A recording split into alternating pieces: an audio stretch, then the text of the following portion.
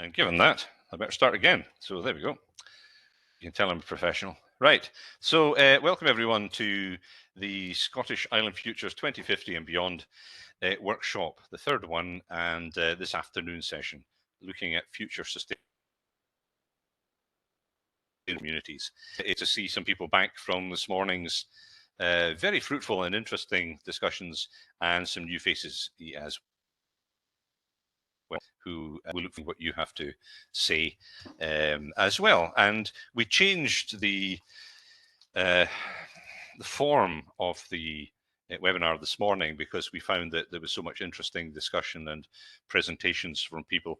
So we are going to do it slightly different this afternoon. We're going to have two breakout sessions, one where we imagine negative futures for the Scottish Islands, which is not difficult to do, and a second one where we'll imagine positive futures, looking at the potential economic situation in the Isles in 2015 with successful industries and businesses and vibrant communities living in the Western Isles, Orkney and Shetland. And then the main reason for having this workshop is that with recommendations to have a talking shop and, in our case, eat sandwiches and a bit of cake at lunchtime. But that's all very good. It's good to have networks, make friends. But ultimately, if we could come up with a number of recommendations about where to go next so that we can achieve positive goals, well, that would be fantastic. So what I'm going to do is I'm going to share a quick PowerPoint. Those who were here in the morning have already seen this, so please feel free to nod off. However, those who haven't seen it, there might be something of use here. So hold on just a little second. Share content, share application. This one.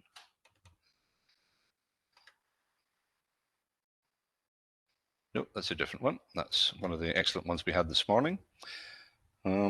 I seem to be in a slightly different form of PowerPoint here. Okay.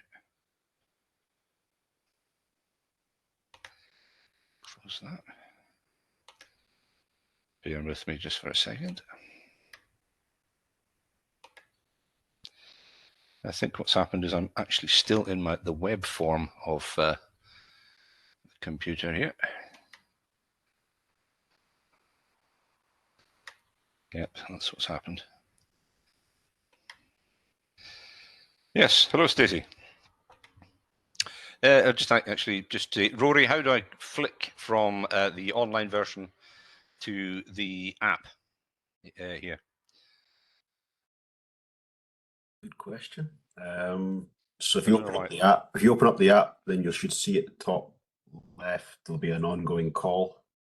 The green button with a timer ticking up on it. You should be able to click that, and it should open up that as a call. Okay, hold on just a second.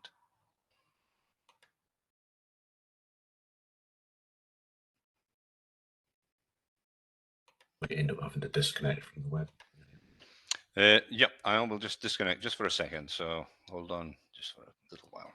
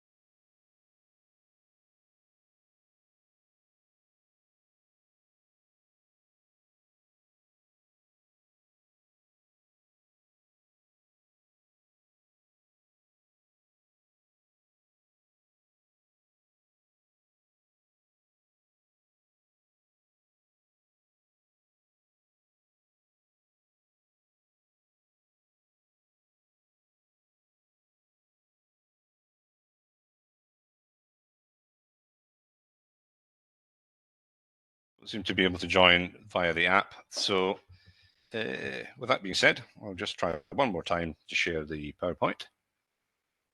Let's maybe try that. Okay.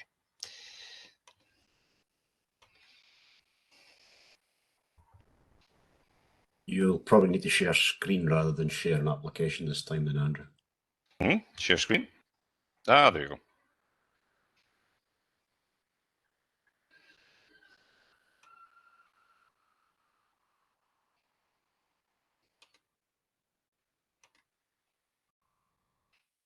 Okay. It's wanting to share my just tedious bit. There we go.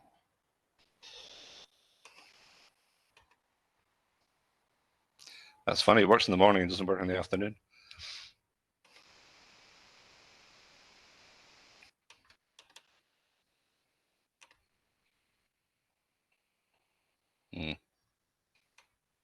Right. I don't need to share the screen. Actually, okay. Well, that was a good start. Luckily, this afternoon event is going to be mainly discussion, so there won't be many images to enjoy anyway. So what I'd like to do then is just to give you a little flavor of the sort of things that we discussed this morning. Those who are here this morning will recognize some of these comments and who said what, and hopefully this will inspire us to discuss the questions this afternoon. Okay, so morning thoughts. We had some very good presentations and people coming from different disciplines and having different roles. So, and also from different countries as well. So Canada, Barbados were represented, as was Orkney and Shetland. We had academics, we had those who were working in development and planning, and we also had those who were working in industry as well. So we had a wide range of contributors, which was very good and led to some really interesting discussions. There was a gap, though, which was unfortunate. This was unintentional. I hoped to fill this gap. We didn't hear from anyone who was involved with the indigenous industries, if you like. So fishing and farming and crofting. This is a great shame because, of course, there are challenges faced by these industries at the moment, and it really would have been interesting to hear what people have to say, not just about the current situation, but how they imagine the situation will be in 2050. But perhaps there are people with us today who have this afternoon who have an insight into that, and if so, we look forward to hearing what they have to say. So what were some of the thoughts and points that came out that really came home to me? Well, one was the need to go beyond the public sector 5-year strategies. So there's quite a bit of what you might call short-termism in the development of strategies for industry and development. It's understandable, comes from government. Government doesn't really have a sort of a long distance horizon, really. They're interested in the here and now and short-term results. So that can be a problem if we're trying to imagine what things might be like in 2050 and actually come up with recommendations to get there. That it's really a long, long way away as far as public strategies go. There were a number of people this morning who pointed out that there are acute demographic challenges facing the islands. That's not just sort of levels of absolute population, but also the aging population that we have in the islands, and problems associated with that of the young brain drain and people sort of being encouraged to go away to university and perhaps not coming back. But then over lunch, that was taken a little bit further, and there are people that would like to come back, and there are challenges to that as well. Not so much a lack of jobs, certainly in the Northern Isles, but a lack of housing and challenges of that sort. So it's actually difficult to come back, even if you would want to do that. Island proofing, which has been such an important sort of aspiration of the Scottish Government, and certainly features in my island studies governance lectures as a great thing. Look at this, Scotland's got island proofing, which means that the islands have to be taken into consideration when important laws are being passed. Well, yes and no. Island proofing needs to be taken seriously if we're going to achieve good outcomes by 2050. So we have to really ensure that Scottish and Westminster governments are carrying out their island proofing sufficiently and remembering to island proof legislation. There was some talk of agriculture, and Stacy mentioned microfinancing in certain places in the Caribbean, which seems like a good idea. So microfinancing as a possible way of deindustrializing island agriculture. So actually financing the small scale farmers who want to live in their islands and focus on them, on the local community. Another one was consider place appropriate development. So be very aware of the place in which we live and the types of development that might take place. Don't just automatically think, oh, it's a great idea, they're going to build 103 large wind generators. That'd be brilliant. We want that, but actually take into consideration the place in the situation, its history, its culture, and its geographical nature.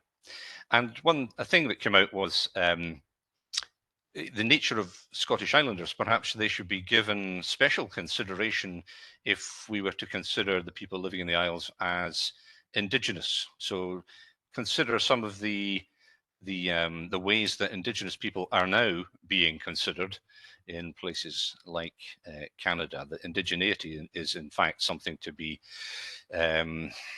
regarded and valorized. So maybe the people in the Isles should also have some kind of special status. Don't forget the importance of creative practitioners in all this, because creative practitioners who live in the Isles often have their small micro businesses that help themselves and communities get by, and they also help us to imagine our situation at the moment and also to imagine the future.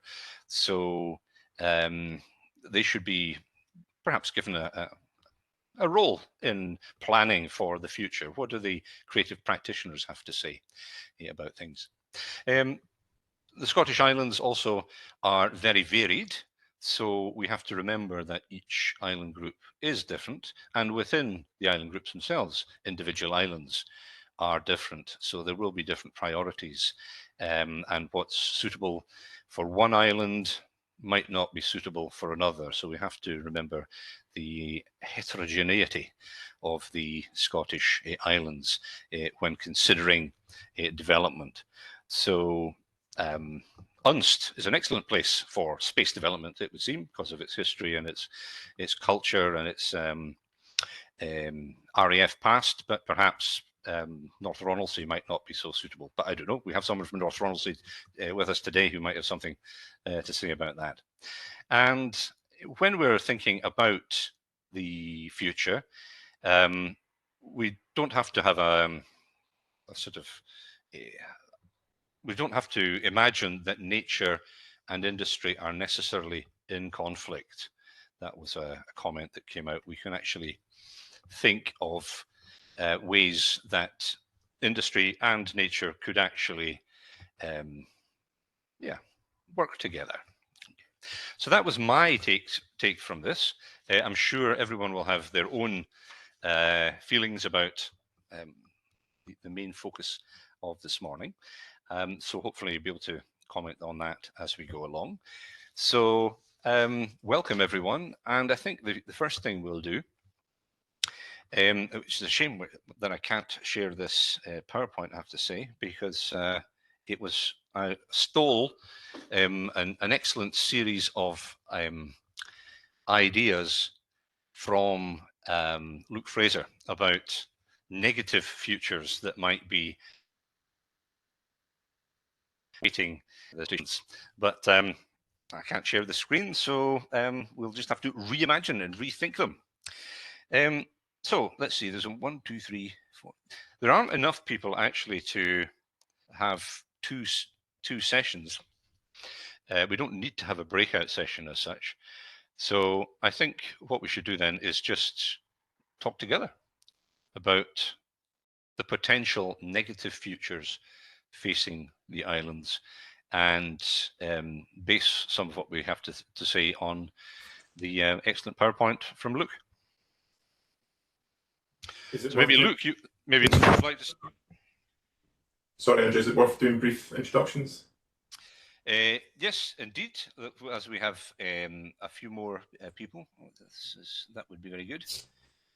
As I say, I think I'm going to have to come through to the other room because the system's just not working terribly well at the moment. I can't, in fact, see everybody on the screen, which is very odd. Okay. Let's see. Well, first of all, I'll mention myself. I'm Andrew Jens. I'm Associate Professor in Island Studies at the University of Shetland. UHI Shetland. I wish it was the University of Shetland. UHI and our research interest is island studies and the history, culture and fate of the Scottish Islands. And then if we move to Orkney, the other Orkney room, perhaps people in the room could tell us who they are. I go first? Yeah. My name's Andrew Lind. I'm a lecturer at the Institute for Northern Studies. I'm a bit of a kind of black sheep today because I'm a historian. I don't have anything particularly to do with islands just now, although islands in the past obviously pop up. But I'm primarily here today because Andrew and myself have worked on several heritage projects in the past, and we're currently working on one about heritage in depopulated areas. So it's been very interesting listening to some of the conversations this morning, and hopefully there'll be a lot of kind of similar veins opened up this afternoon. But maybe Adele, do you want to start and we'll work with you? Hi everybody, my name's Adele Lidderdale. I am a PhD researcher based at the Institute for Northern Studies and an Orcadian as well. I have family roots in Shetland, actually in Unst, where all the drama was happening this morning around the spaceport. I'm looking at the impact of the National Islands Plan on islands currently, and that's very much around the governance and power relations. And I'm looking at doing social network analysis of that governance ecosystem, as I'm calling it just now, but also doing qualitative research with various stakeholders from across the different island groups as well. And I've had a background in working in the private renewable sector in Orkney, but also around climate change with the public, with the local authority here as well. So I do have some experience in the industry. Hi, yeah, I'm Anne Bevan. I'm an artist and I lead in the curriculum for art and design here in Orkney College, UHI. And I did speak this morning, so I'll not go into detail, but basically my art practice is very based on interdisciplinary approaches, and I collaborate with many different practitioners, mostly around themes of environmental change and storytelling and our environment generally. But yeah, thank you. I'll pass. I'm Paula Duffy and I lecture in Geography and Environment at the University of Aberdeen. I happen to be in Orkney, enjoying the lovely time, so I thought I'd pop in person today. My interest is as a population and kind of rural/coastal geographer in kind of population change and how that impacts community sustainability in rural and island communities. I'm a PhD supervisor for Marcus, who I think is already on the call, and another student and lab person, Gao, who are both looking at kind of repopulation in the Scottish Islands through diaspora and the idea of a healthy and balanced population. So I've got some interest in the islands in a kind of supervisory capacity, but my applied side of my work is more around kind of transitions and sustainable futures, so thinking a lot about kind of energy and how transition happens in regards to livelihoods. So more broadly in rural contexts, but very much applicable in islands too. I'm Luke Fraser. I work for the North Ronaldsay Trust, so I'm Community Development Manager out there. I'm also Senior Consultant at Aquaterra, which is an environmental consultancy that does a lot around renewables. My background is economics and housing development and energy efficiency, as well as demographics and various other bits and pieces as well, and having spent 16 years at the council here. So yeah, that's me.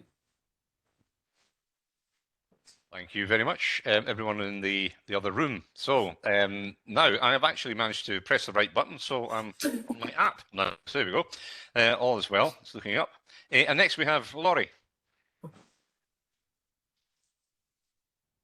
Hi, so Laurie Brinklow from Prince Edward Island, Canada. I'm the chair of the Institute of Island Studies here at University of Prince Edward Island and coordinator of the Master of Arts in Island Studies program. So Andrew and I are counterparts and work well together and on several projects, and really happy to be part of this. I'm a geographer, poet, former book publisher, musician, and yeah, just really interested in place-based development, place identity, island identity, all of those wonderful things that we call islandness. Great stuff, Laurie. Excellent. And next we have Marcus. Hi everybody, I'm Marcus Craigie. I'm a first year PhD student at the James Hutt Institute in Aberdeen University. I'm looking at island depopulation excuse me, and the role of policy and managing population change and trying to achieve a healthy, balanced population as set out by the Scottish Government. Thank you, Marcus. And then back to Shetland, and we have Simon. Hi, I'm Simon Clark. I'm a lecturer in archaeology based in Shetland College, Shetland UHI, I should say. Originally a Romanist, but I've spread my interests from everything to from early humans right up to 20th century conflict archaeology. So, and I'm interested in wider societal issues of sustainability and things like that as well. So, excellent. Thank you, Simon. And next we have Michael. Michael Gray. Hello, Michael. Thank you. The camera works. I think the microphone's working too. Yes. Yes, it is. Great. Okay. Yes, I'm just starting a PhD at the University of Warwick. I'm an applied linguist, but I'm actually interested in everything else, anthropology, geography, history. I don't see myself as being just in the applied linguist route. And I'm researching the identity development of recent migrants to the Hebrides. And which follows on from my dissertation, which completed last year. And I'm just getting started, but from a long history in further education and also other sorts of training work, I'm very interested in impact. I don't want to be doing research that just gathers dust on a university shelf somewhere or in somebody's electronic files. I'm hoping that what I do will have some useful use to people thinking about migrating to the Hebrides already there, and maybe lead to some more successful outcomes and less failed migration and more positive migration experiences. Thank you very much, Michael. That sounds like a very interesting bit of research. So please keep us informed of that as it develops. Cheers. And next we have Stacy. Hi everyone, my name is Stacy Alvarez. I'm joining from Barbados here in the Caribbean. I work with Island Innovation currently as their community manager and their academic council liaison. My background is in Nordic studies, law, educational activism and environmental activism. I also look at that intersection between climate justice and as well the indigenous population in Barbados and in the Caribbean.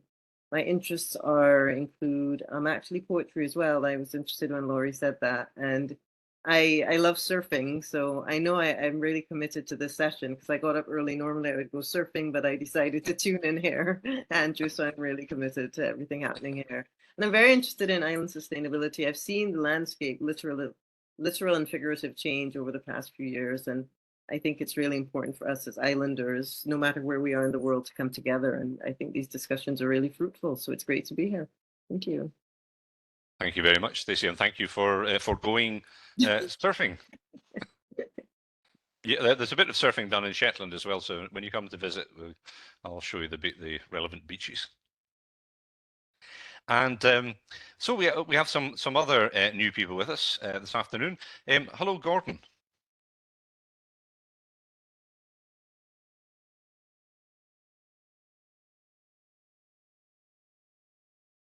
Unfortunately, we can't hear you, Gordon, but you've turned off your mute, but still can't hear you. Ah.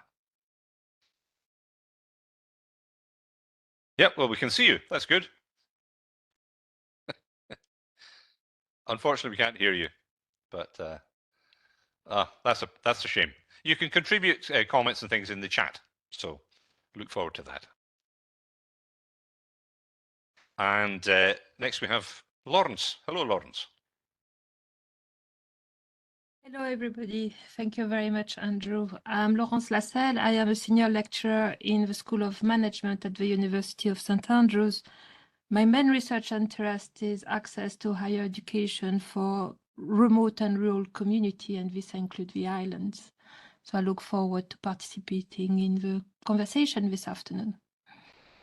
Thank you very much, Laurence. And yes, well, it couldn't be a more appropriate sort of venue for you for that, could it? Because myself, I do all my teaching via VC from the Isles, and you know, we're all here at the University of the Highlands and Islands quite experienced in providing higher education to people in the islands. So it's great to have you, and it'll be good to know more about your research as that progresses as well. So welcome. And next, and by no means last, we have Maria. Hello, Maria. Hello, can you hear me okay? Yes, indeed. Hi, so my name is Maria. I'm a PhD researcher at the University of St. Andrews, and I'm mostly looking into using digital technology like virtual reality to simulate the impact of climate change in the future, so 2050 or 2100. And I'm now focusing a lot on the northwest area in Scotland, but I'm very open to progress that into different islands. And that's basically what I'm doing. So thank you a lot for organizing this event. Well, thank you. That sounds like extremely interesting and important research. So thank you. We'll love to hear more from you this afternoon. So, and I see Gordon has put in the chat that he's just finished his PhD at UHI studying Gaelic language policy with a focus on the Western Isles. So it would be great to hear what he has to say or contribute in the chat as well. Right. Okay. Well, that's wonderful. What an interesting group of people that we have today. So there will be some really interesting perspectives. And as I said, just three things we're going to do: negative futures, positive futures, and then recommendations for avoiding the former and achieving the latter. So I am able to share this PowerPoint now, I do believe. Okay.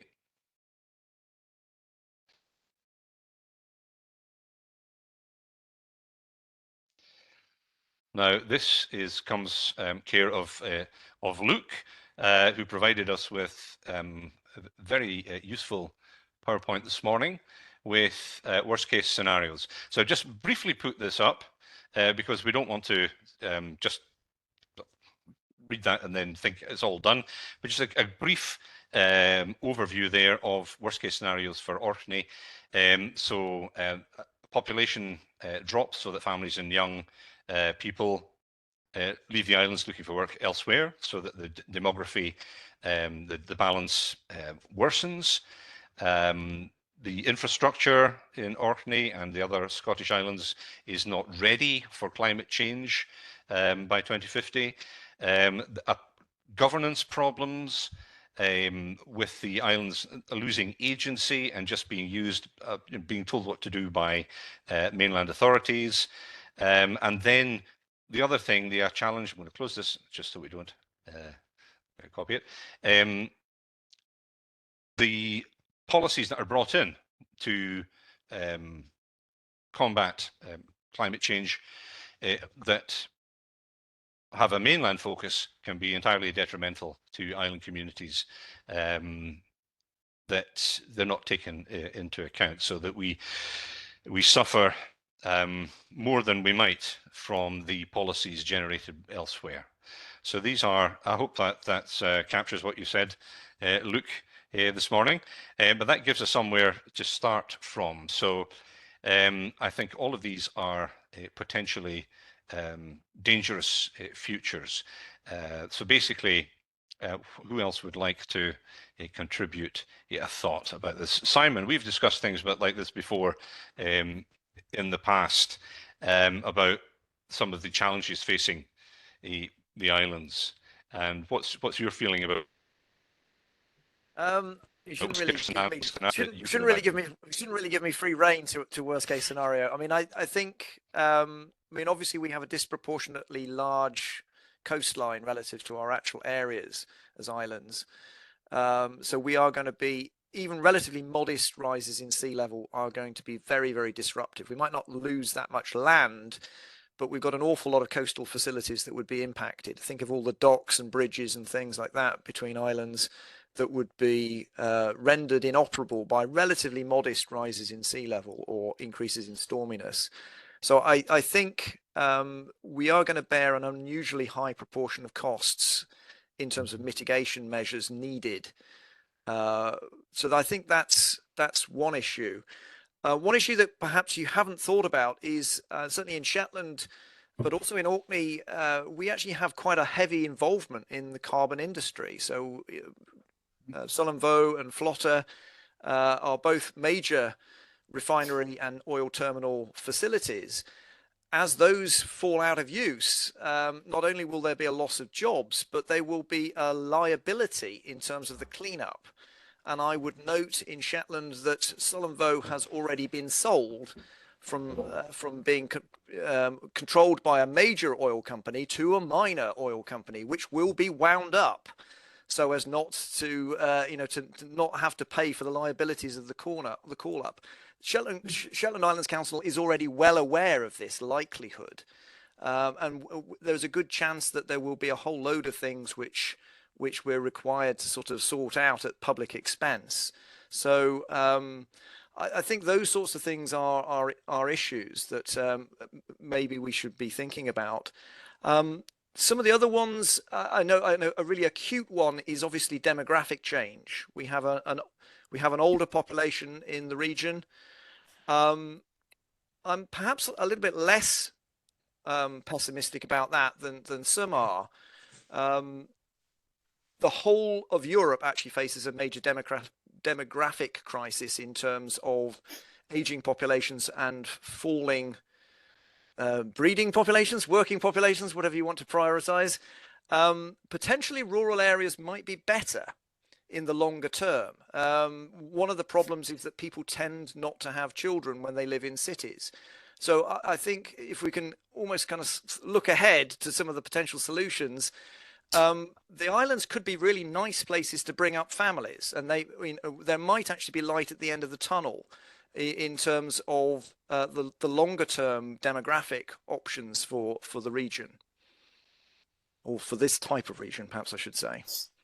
Just to add on that point then about the islands being nice places to raise children, I have a soon-to-be 8-year-old, and it's nice if you can get childcare to support you with your other pursuits. But also if they have any additional support needs and things like that, the services are very fractured, shall we say, to support with anything or with what's normal. To add on that point as well, I think you raised a good point, Simon, about the supply chain practices as industries roll off their lifetime. So I think there's a risk with renewable developments that we prioritise those supply chain benefits rather than getting a bit more of the pie of some of these big developments. So, if we just take jobs, jobs and that kind of short-term approach to these projects, we really miss out on some of the big benefits that could come as a result of the re-industrialisation or the churn. Islands are, here in Scotland, heavy users of carbon. So there's a paradox there where we're generators of renewable energy, clean energy, but we're not able to use it. to our own needs. So there's a mismatch there. So we're not benefiting economically, and we're not benefiting with the product that's being supplied at the end either. I was at a meeting maybe about 12 months ago, and somebody raised the fact that, you know, our islands are heavily reliant on the benefits of the Gulf Stream, which is hugely at risk with climate change. It was a bit of a showstopper at that chat, you know. If that suddenly ceases to be, you know, do the islands have, you know, are they inhabitable at all, you know, in that circumstance, as well as that sea level rise? So I think, I don't know if we're taking climate change as seriously as we really should be. You know, we're doing the renewables because it's innovative and it's new, and we are innovative types of folks, but we're not necessarily doing it for altruistic reasons, or for the benefits of the Isles. If I can just come back on the issue of wind turbines in Orkney and Shetland, I think, though there's sometimes quite a lot of hostility to wind turbines because of their impact on landscape, particularly. But I do think it's important that we remain relevant to metropolitan Britain, metropolitan Europe. I think if we aren't providing something that's useful, you know, our chances of being supported are problematic, and there's no doubt that Orkney and Shetland can make a really major contribution to energy generation, not just from wind turbines, but potentially from tidal power as well. So I would be keen for us to participate in that without degrading the environment excessively. I do think one thing which has not been looked at is that the cost of moving energy is actually very high. Actually, a very high proportion of the cost of the Viking project effectively is actually the interconnector cables, and therefore actually electricity should be being sold a lot cheaper where it's being generated. And I think that would make, again, Shetland a much more attractive place to live if the electricity prices were literally half the price, which they could be, because that's half the cost of the generation here is the transport of it off the island. So it doesn't really make a lot of sense for it to be sold at the same rate as on the mainland. So that sort of thing. Could I come in just on that? One of the key things that we've again just had an interconnector approved for Orkney, and Adele and myself are two of the people who are probably in the minority who think that's a very bad thing. I think the interconnector 15, 20 years ago would have been brilliant, but technology has moved on, things have moved on. I'd much rather we create hydrogen. We use our renewable generation to create hydrogen, ammonia, things that we can then sell for a profit, rather than things that we sell at the lowest common denominator and cost 10 times as much to buy it back again. So interconnector's fine if we just want to export. I understand we need to remain relevant to South, but that renewable generation is there, but we can make things from that renewable generation and sell it at a higher cost, which is more economically sustainable for us. It's still relevant for elsewhere in the UK as well, but actually brings us proper benefit rather than just covering our landscape in wind turbines, selling energy at the lowest possible price, and then paying to bring it back in again, which seems a backward step in my personal opinion. I would just make a point about hydrogen. It's actually much more expensive to transport than electricity. It's actually very difficult to transport. It's much harder to transport than natural gas. It has a very low density by volume in terms of energy. And it's very small molecules, so it actually escapes in gigantic quantities from any transport system. Yeah, unfortunately. but just in Orkney's perspective, position where we are in terms of shipping, we're actually in an ideal location for shipping fuels, which could be, you know, we could develop green shipping fuels here, so we're in an ideal spot for that. And while we're shipping stuff out in pipelines and I think through cables, just one point I think it's not really been raised is the geopolitics around islands, particularly with relation to energy infrastructure that's conjoining, because we've seen, you know, the natural gas line, you know, the espionage was launched from Bornholm. We've seen a documentary from Svalbard around Russian ships, you know, profiling lines. We've seen Orkney and Shetland have had similar experience, and now down to the south of the UK. So we're actually kind of re-entering this kind of geopolitical defence space with these energy infrastructure problems as well, which is we're with the remit of anything that I've had to work with or deal with. But it was just an interesting sort of development around these interconnectors between islands that gives you an additional vulnerability in terms of that international landscape.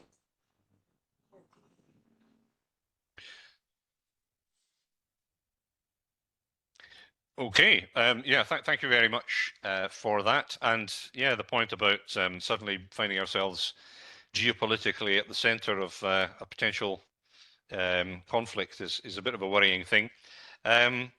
So if we move on to one of the other worst case scenarios, then do you think our infrastructure is going to be climate ready by 2050?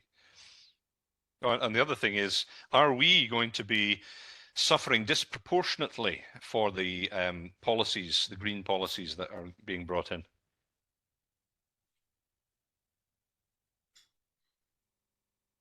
Andrew, are you talking globally with islands or with in reference to where we are? I mean, Orkney, Shetland, because there's Orkney, Shetland, the Western Isles. International kind of gathering here too. Yeah, well, the Scottish Islands primarily, because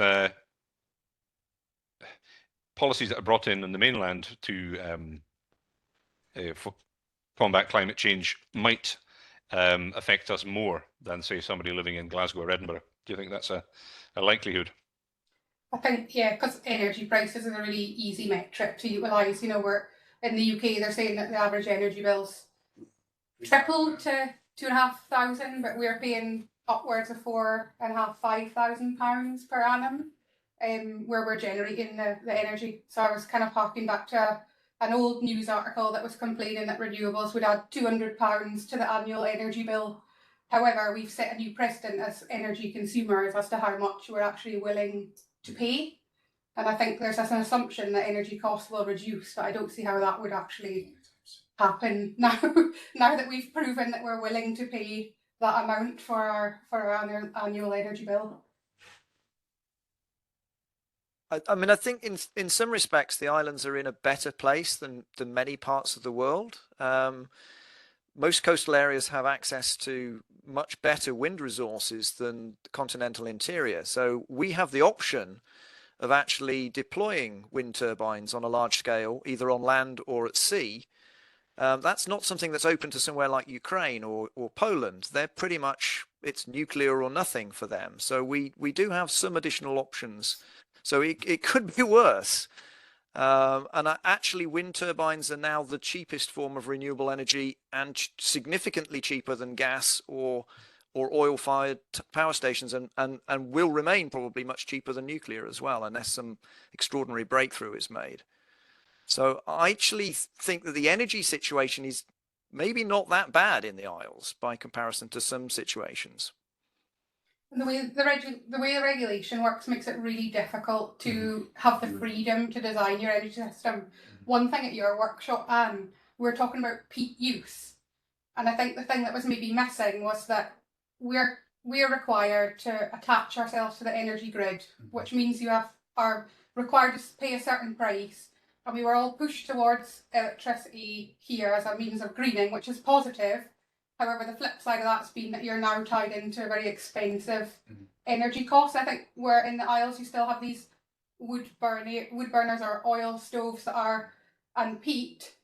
They're decentralised and you have an element of control over the costs. So it's kind of decoupled a little bit from carbon. But I think what was maybe missing from that discussion was the benefit that islanders maybe have this freedom to choose something that gives them power to decide over their own. Whereas when we're all interconnected into the grid, you're sort of you become attached to costs that you can't really control, at the consumer level. Shetland isn't connected to the national grid, but we do pay the national tariffs. Oh, yeah.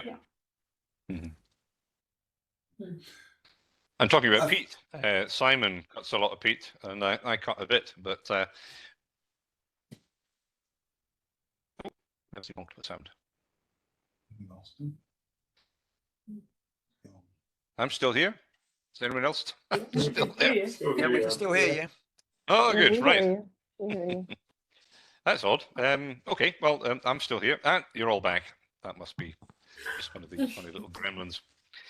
So, okay, well, moving on from a potentially problematic fuel future, one of the other things that Luke came up with, which was very likely, it seems, is transport links to mainland UK have worsened by 2050.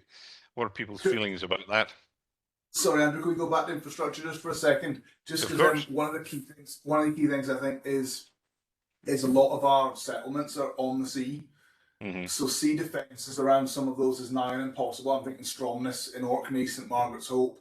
They're conservation areas, so you can't just go and put a big seawall up. So most of our settlements are at sea level. And so is a lot of our other infrastructure, the structural barriers. You know, we've got so many things that, as we mentioned already, to climate-proof our infrastructure, particularly our roads and our settlements, is going to cost per head way more than the Scottish or UK government are going to be willing to pay. Because they've got London, they've got Glasgow, they've got Newcastle, they've got all these places to try and put protections around as well. The UK is an island. It's not just, you know, it's not like we're attached to a very large mainland kind of body. The whole coastline is going to require work done to it. So we've got an area called Dearness, which has got a small spit of land that links it to mainland Orkney. If that small spit of land disappears in a storm or under a metre sea level rise, are we honestly going to build a bridge for 300 people? Probably not. So there is going to be significant infrastructure impacts. And when we look at replacing things like the structural barriers, which will probably need to happen by 2050, we're going to have to do so in a way that is climate proof, but also probably has renewables built into it as well, so it can really pay for itself to an extent. So just wanted to raise that before we moved on. Yeah, no, a very good point, and actually it allows me to bring Laurie into the discussion, because Prince Edward Island is facing similar challenges with sea level rise. And I think, Laurie, you showed a picture once of it's going to be the Prince Edward Islands in the not too distant future. Yeah, if it rises, I think, as predicted, even in 70 years, there's 3 or 4 different places on Prince Edward Island that are very low lying and very a short distance from the north to the south shore. So could very easily become Prince Edward Islands, which is quite horrifying. We're thinking about strategies to adapt even our Lennox Island, which is an island off our island where our First Nations people have a band.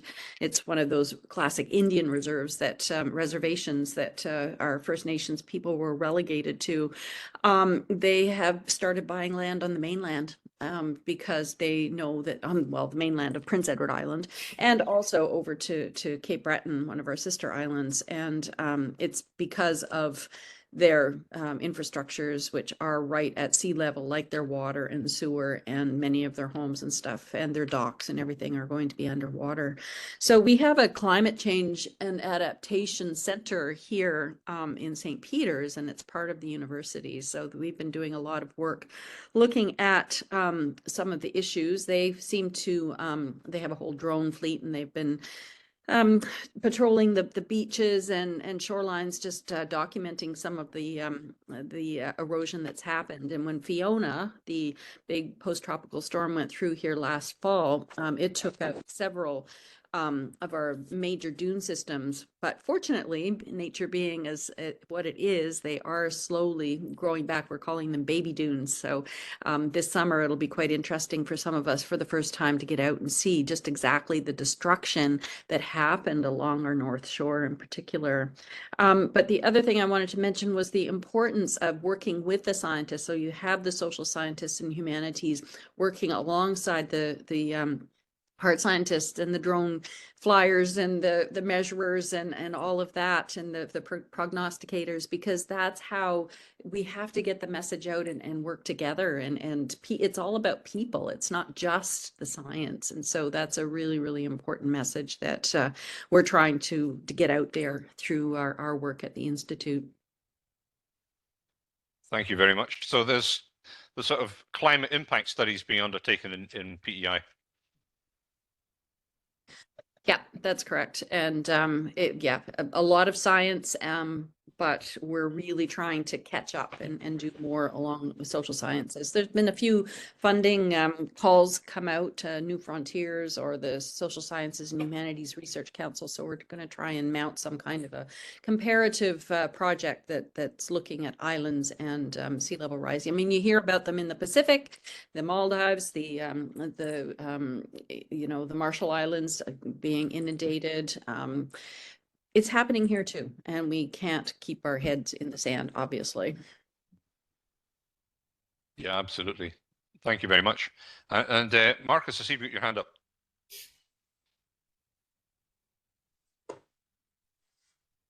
It was a question about the Churchill barriers and climate change, and not necessarily the Churchill barriers being buried by water, but the increased likelihood with climate change and more extreme climatic events, the likelihood of them being closed more frequently. Yeah. And I wondered what Fox's perspective was on whether we're likely to see there seems to be a growth in that mainland areas of Orkney and the connected isles. Do you think that growth will be hampered by the likely increased number of times the barriers are shut, for example? From my opinion, yes, particularly for older households who might have more reliance on being able to access hospital or doctor or whatever it is. I think you can already see a difference in house prices as soon as you cross the first set of barriers towards Bury. You see a similar sort of drop when you get to Bury and stuff on the other side as well. But no, I think as the barriers can close more often, and as there seems to be more dangerous to cross, I think there certainly will be maybe not a migration from people who are already there to the core, but people who are looking to move to Orkney mainland will probably look to move Orkney mainland rather than Bury or South Ronaldsay, because of the connection issues.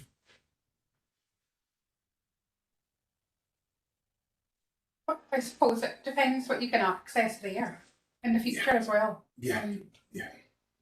Where we're centralising services into the main towns, but if folks can access what they need at the other side of the barriers, that might have a different impact. But that also rings into the ferries contract, which we're going to get to in a minute, Andrew, is if we lost the Northlink connection to Scrabster and Stromness, and that primary short sea connection was via St Margaret's Hope, if the barriers are shut, all of Orkney is cut off, well, the mainland is cut off from mainland Scotland, apart from the Aberdeen connection.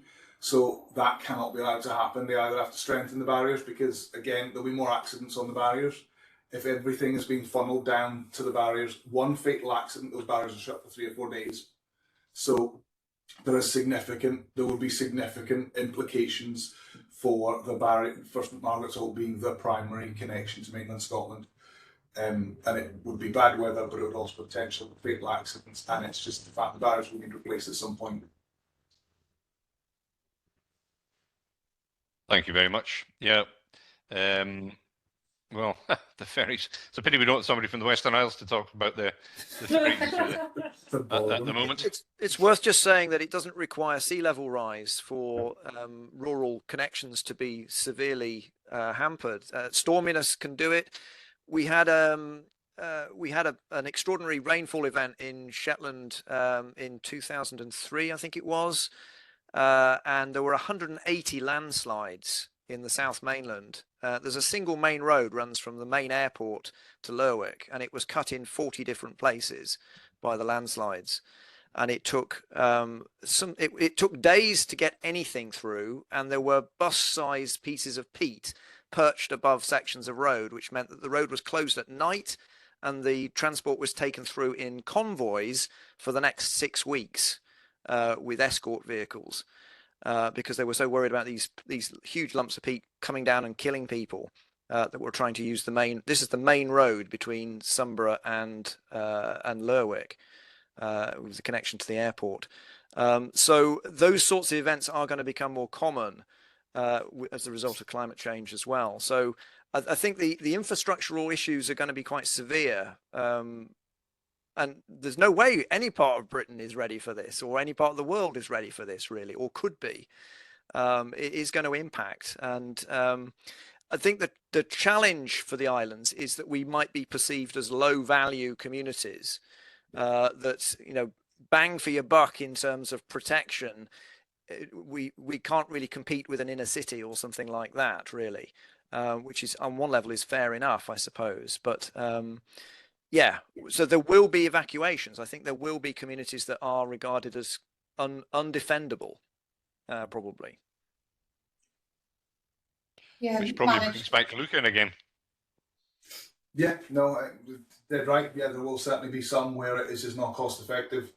To be perfectly honest, I think those nobody wants to raise that conversation, but with some capital projects, we're looking at investments that will be there for 50, 60, 70 years.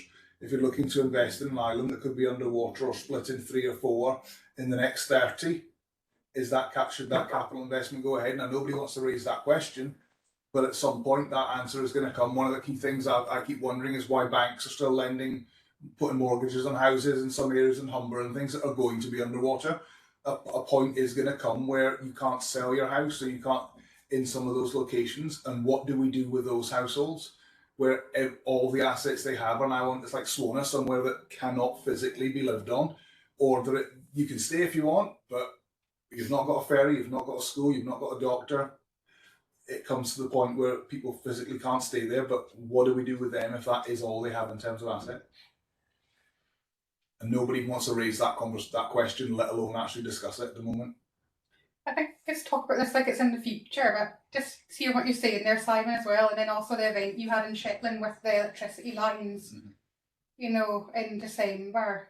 You know, that was a major outage for multiple days, weeks for some properties there as well. Some of the replacement pylons as well failed. So, and then you're saying about peat slumping onto the road and convoy. So you're already at that crisis situation, and there's already homes in Orkney that you can't get a mortgage on because they've been flooded, because they're below, you know, on reclaimed land. So, and as well, just kind of entering that managed decline conversation, that those notes are starting to creep their way into the Scottish policy as well, you know, about managed decline and the benefit of peripheralised communities to the centres. And then that makes it really important, doesn't it, for community empowerment conversations, because I suppose as islanders, we have this inherent value of our own land. And I think that really struck in the last session, Andrew, about how Åland were really confident in their policy decisions and sort of owning the kind of decision-making process. But I feel like maybe certainly in Orkney and the Western Isles, I view Shetland slightly differently in that sense, but we're still sort of asking permission and putting our hands out for resources and ideas from those who maybe don't view our societies in the same way as we do. Yeah. So there's that bit of taking ownership to us, you know, when are we going to actually take ownership of the whole picture of that, or is that going to be the future? I don't know the answer to that, but... A very good point, Adele. Well, it could be a driver for more autonomy, you know, taking more responsibility yourself. Sometimes you need a kind of a goad to do that, and if the local authority, not the local authority, if the government is saying close such an island, then that might just be the goad that is needed, because once you start closing down one island, then it's like, you know, you're pulling out the thread. What comes next? So yeah, well, some very interesting points. It's good to get back to the discussion that we had in the first workshop. It's very much connected to that. There was, what was I thinking about that? There was something that just came to mind. Well, you could say, why do the islands have to be? Why does their decline have to be managed? Why couldn't it be somewhere on the mainland? You know, there's plenty of places that are going to be supported by the Scottish Government or Westminster that maybe would be better just to let fall apart. Was that not what the Tories suggested for the north of England a few years ago, that there were certain places? I think there was a plan for Liverpool along those lines, and it was nothing to do with sea level rise. It was because it was no longer the great emporium of empire or whatever that was, you know, its days as a major shipping center or whatever were essentially behind it. There actually are loads of places on the mainland that are in severe risk as well. So we're not alone in this. I mean, it's worth looking to North Wales and Fairborn. That might be the first large community in Britain that gets purposefully evacuated because it's undefendable. It is very, very close to sea level. It's a community of about 1,000 people. So that one's worth looking at. But we've had this before economically. We've always had this. The category 4 mining villages in places like Durham, they basically, you know, if the street lights went out, they didn't bother changing the light bulbs anymore or whatever, because they were just going to withdraw all services, and the places just died and eventually have been bulldozed. So we're not being victimized. This is just the way governments work. But we need to recognise that as islanders, take that on as islanders and act in a way that is going to help us be sustainable. So if someone isn't going to sustain us, we need to be making sure we're making the decisions ourselves that allow us to be as sustainable as we possibly can. And that's a conversation people that aren't generally wanting to get involved in at the moment. I think that's right. We have got to take responsibility. And I think the other thing that's worth saying is that individuals and individual communities are not resilient. Networks are resilient. So as I say, back to be relevant, you know, have some, you know, I think we need to be providing something that is useful to the wider British society or Scottish society. Renewables only really works if you bring large numbers of areas together because it's intermittent. So I think there is value in these far-flung island energy generators, for example. They're also potentially, you know, a reservoir of nice places to live and nice places to visit that potentially could, you know, make Scotland and Britain a nice place to live. So I think we need to play that card as well. So it's not about covering ourselves in wind turbines or any other sort of energy generation, but we need to play our role, and we need to be prepared to support other communities as well. Absolutely. And well, picking up on what Luke said about we have to take the responsibility ourselves, that links to one of your other worst case scenarios, which is going in the opposite direction, that the that Orkney and Shetland and where was it, and maybe Caithness as well, are all sort of combined in a council area by the Scottish government with further centralisation of services, and of course that would cost a huge number of jobs in the islands if each of the local authorities, you know, was rationalised into one. That's a scary scenario, Luke. Not as scary as the climate change one, but another scary one. So how likely do you think that is? Or was that just something that occurred to you in a fevered dream? I have lots of those. I think, to be honest, at the minute we're protected in statute, is my understanding. But the time is going to come that we go through lots of small councils, then that doesn't work. They roll us into a small number of larger councils, and then that doesn't work, and then they roll us back. These things go in cycles. We vote the wrong colour of yellow for the people who are in charge at the moment. So, you know, we're not benefiting on that, in a sense, on that side. So I don't, at the minute, say statute protects us, but I don't know how long that will be the case. You see things like NHS. There was lots of links between NHS Orkney and NHS Shetland.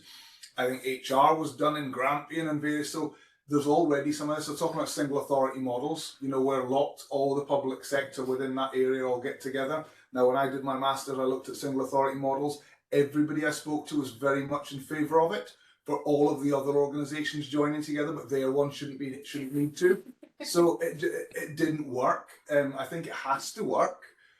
But what I can see, maybe we might not lose we still may have a council, but it might be hollowed out. So legal may be dealt with in Shetland. Finance and payments may be something that's handled in Orkney. Western Isles may get HR. So you're almost one of these things where you're maybe combining, or individual islands are some things centralised, maybe not as far as Edinburgh, but it might get as far south as Inverness, or it could be between the islands potentially. You end up with a Police Scotland scenario, I think. Yeah. That was centralised. Let's be honest. Yeah, they're pulling everything central. That is what this government has done. What this government continued. They tried to combine Highlands and Islands Enterprise with South of Scotland, the Scottish Enterprise. They've got there's previous here. They've tried to do it before. I wouldn't be surprised if it's tried to be done again. I hope it isn't. I hope it isn't either, but it is a potential future, which brings us to everyone else out there. Do you have potential unpleasant futures for the Scottish Islands that you'd like to share with us from your own research? I suppose from a marine governance perspective, we've talked about the kind of expanse of wind, and we're talking about kind of fixed wind, now floating wind with Scotland happening. And we've also, for the fishermen, etc., got the kind of highly protected marine areas going. So the kind of squeeze in some of those kind of traditional, or you call them indigenous industries, that are happening, and how communities come together, especially if there is these kind of inequalities in regards to the kind of wages and things they have, and how that kind of lobbying that's happened over things, I think we brought up earlier in regards to the uranium mining and the kind of pulling together of community against a particular industry. But what happens when these conflicts escalate if communities are pulled apart by them? And actually perhaps a kind of imagined worst case scenario for me is thinking about community-based approaches being a good thing would be, what if actually some of the kind of achieving sustainable futures actually pulled apart some of that aspect of community and strength that's within our island and rural areas, if those conflicts aren't managed properly because of centralised planning or governance structures. Thank you, Paula. Yes, indeed. Does anyone have any insight into the marine protected areas? I say John Goodland was going to join us and tell us what he thought about it, but unfortunately he's not able to make it today, because a friend of mine in Tiree, Donald Meek, has been saying quite a lot about it and writing Gaelic poetry about it, and certainly the people of Tiree are very worried about the potential impact on the local community of that. And that could be a small example of the sort of things that we're facing more in the future. Decisions and plans made by central government without due sort of respect for island communities. And I see, Simon, you've got your hand up. Well, I mean, fishing communities are always very reluctant to accept any sort of restrictions on their fishing activities. So the schemes for tie-ups, the schemes to restrict the types of nets that they can use, the schemes to the proposed marine areas would restrict the areas that they could actually trawl in or dredge in, and so would wind turbine spreading. But if nothing is done to regulate modern industrial fishing, then the fish reserves on which that industry depends will fairly rapidly be destroyed. I don't think the industry can be left to regulate itself. That went very badly in Canada with the cod fishing on the eastern seaboard, and so I think, although it will undoubtedly impact on incomes, in the long term, it could be a good thing to have marine conservation areas, and even areas that are essentially rendered out of bounds for fishing because of turbines or because of electrical cables could actually, in the long term, help to promote the survival of viable fish stocks. It's worth noting that some things which appear to be destructive, like having artillery ranges for artillery and things like that, they're often actually enormously beneficial to wildlife and even to the survival of archaeology, because it has rendered the area inoperable to modern fisheries or to modern agriculture. So there are often unexpected benefits from some of the downsides of these things. So that would be my comment. Yeah, I would agree with that. I'm thinking about the worst case scenario. Obviously, if done well, you do have the spillover effects of MPAs in general. They're not a new invention. We've had scientific protected areas, we've had various aspects. We might be talking about Canada, but we've also had the kind of decline of herring fishing here when we were left to manage our own stocks in the 60s and 70s. So there's definitely aspects of things that we've seen, and I mean that's mainly the East Coast, so thinking about kind of the Faroes, Orkney, Shetland, into the northeast, all the way down to Yarmouth, kind of had a huge decline in that industry in the past.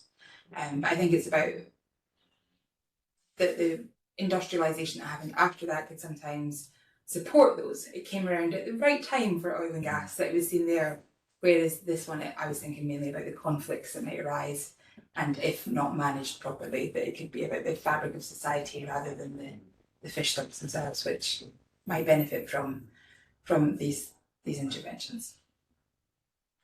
Can I just tip in just a couple of thoughts really? I mean, it's about timing, as you say, Paula, you know, and it's also about those conversations that taking place. Now, just the Arcadian this week, there was a really nice article about the seagrass in Orkney and how they'd worked with a scallop diver to kind of support the research into the seagrass, and probably know all about this. But I thought, well, that's a really good example of work happening together between an ecologist and a diver, fisher person, somebody that makes their living from the sea. And if you have those sort of human conversations in a place, which is we're interested in that while we're here, but that's something that's really got to take place. That takes time.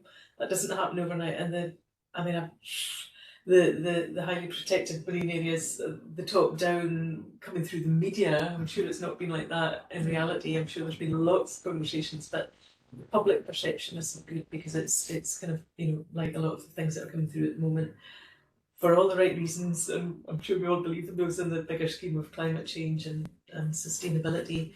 But in a way, it's the public message has been really kind of, and that could be the Tory press, who knows, it could be all of that. There was another wee thing I just wanted to add in there, but I think what you were saying, Adele, about, or maybe Simon, even you know, that you can get these really rich marine ecosystems around, for instance, the base of offshore wind turbine platforms and whatnot. The work that I did do with marine biologists who, you know, were looking at the biodiversity of the Atlantic and whatnot, they were really sort of celebrating how positive that was. So, you know, it's very nuanced, isn't it? And there's got to be space to keep the nuance and the ambiguity and the uncertainty there, while going in that direction that we all know we need to keep going in that, you know, direction of sustainability and not treating the sea as a resource that we extract, but we can't keep taking. No, very good points there, Anne. But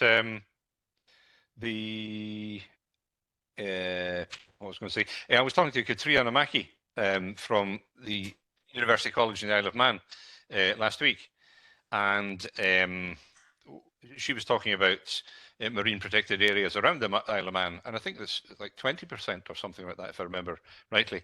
But she's quite horrified by the way that it's being undertaken here, because I don't know if she was involved directly, but certainly the college was.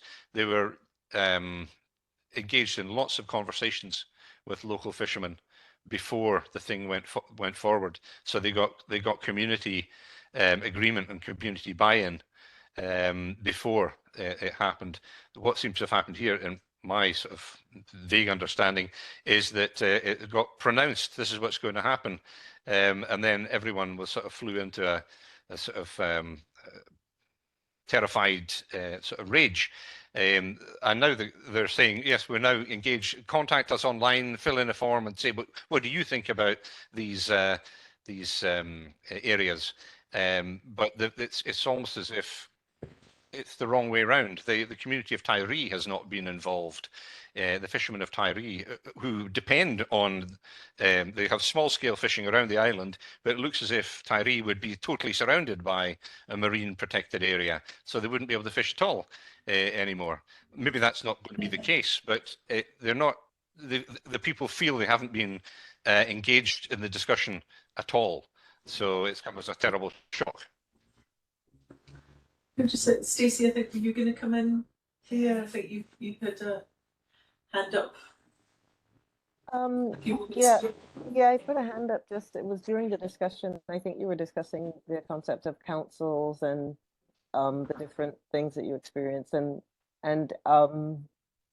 to be blunt, that sounded absolutely horrifying. The fact that there are all these different sections and segments of, what I see as these administrative barriers sometimes to getting things done.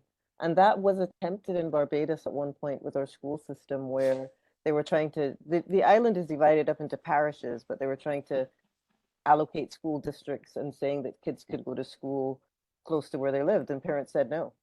We were just like, no, we're not going to follow that, because, we, for whatever reason, schools had a tradition of parents attending particular schools, and nothing that was linked to privilege or anything. It's just some parents didn't want their children necessarily to be kind of hemmed in by the idea that they had to go a certain place. So I've seen, it's just from a very possibly naive perspective, the truncation of the linkages that you might naturally form and the allegiances you might form to, and separating certain services to certain areas seems very counterproductive in terms of building resilience. And then even the concept, like, we don't have a mainland to say, oh, we need help from the mainland. So we have to try to do as much as we can ourselves, and sometimes, quite frankly, just not obey whatever might be imposed on us by the administration that's currently in government. And eventually they kind of see, well, they don't have much choice but to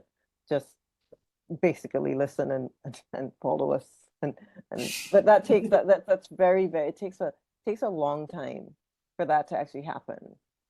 So yeah, it was just really interesting to hear that aspect of the discussion. Thank you. Thank you, Stacey.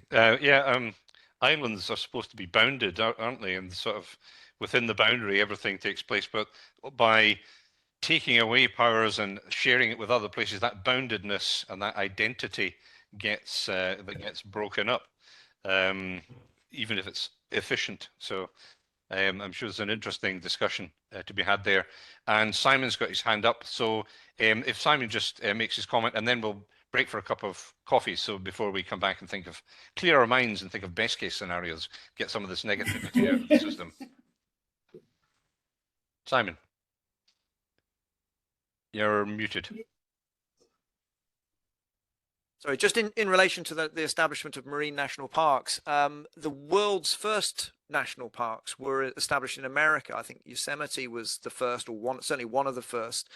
And it's worth just noting that it had been completely depopulated of its indigenous population before the establishment of that park. And that's part of this view of humans as being separate from nature in some way. I think we have to think in terms of integrating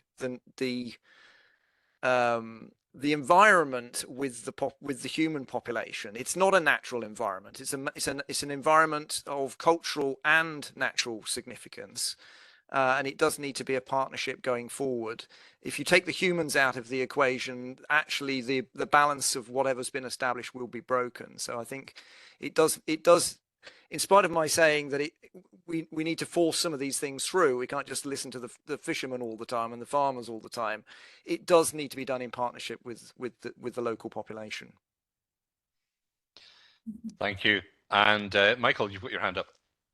Yeah, it's really following on Simon's comments then and earlier on about the people and the islands being a nice place, a good place to live.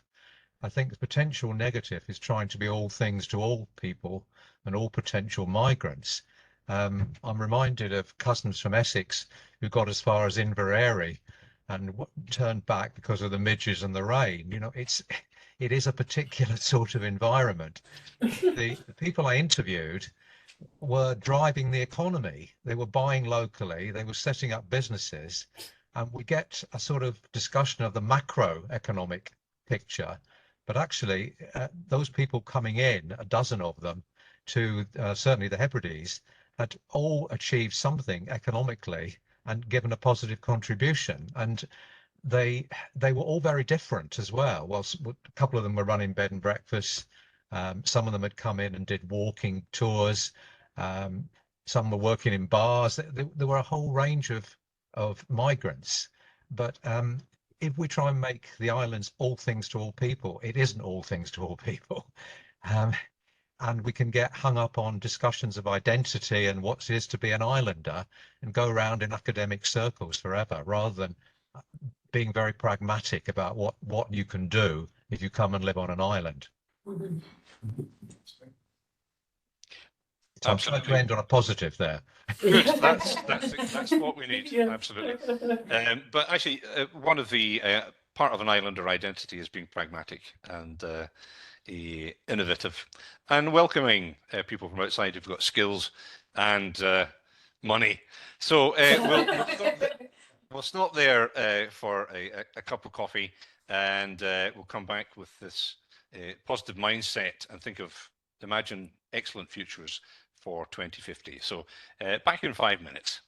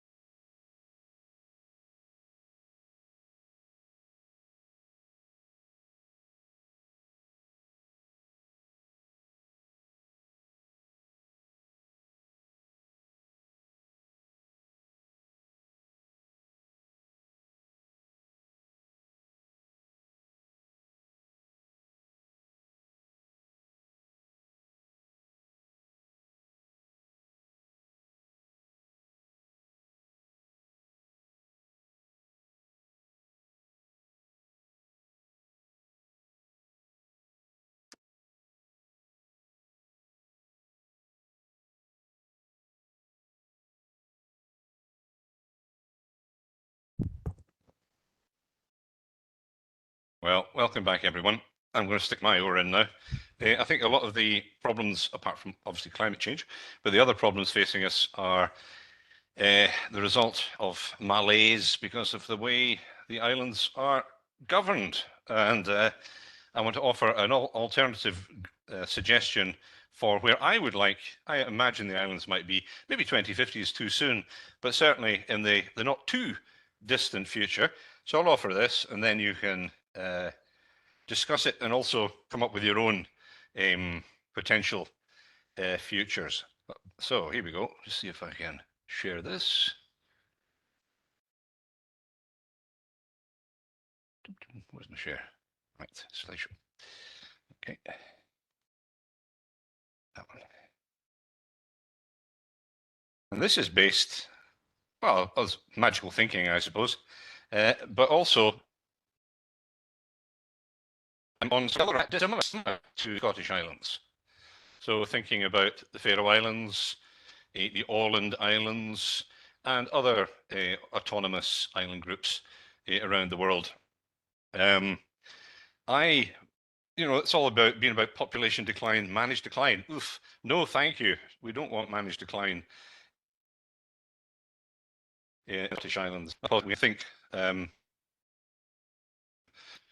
more the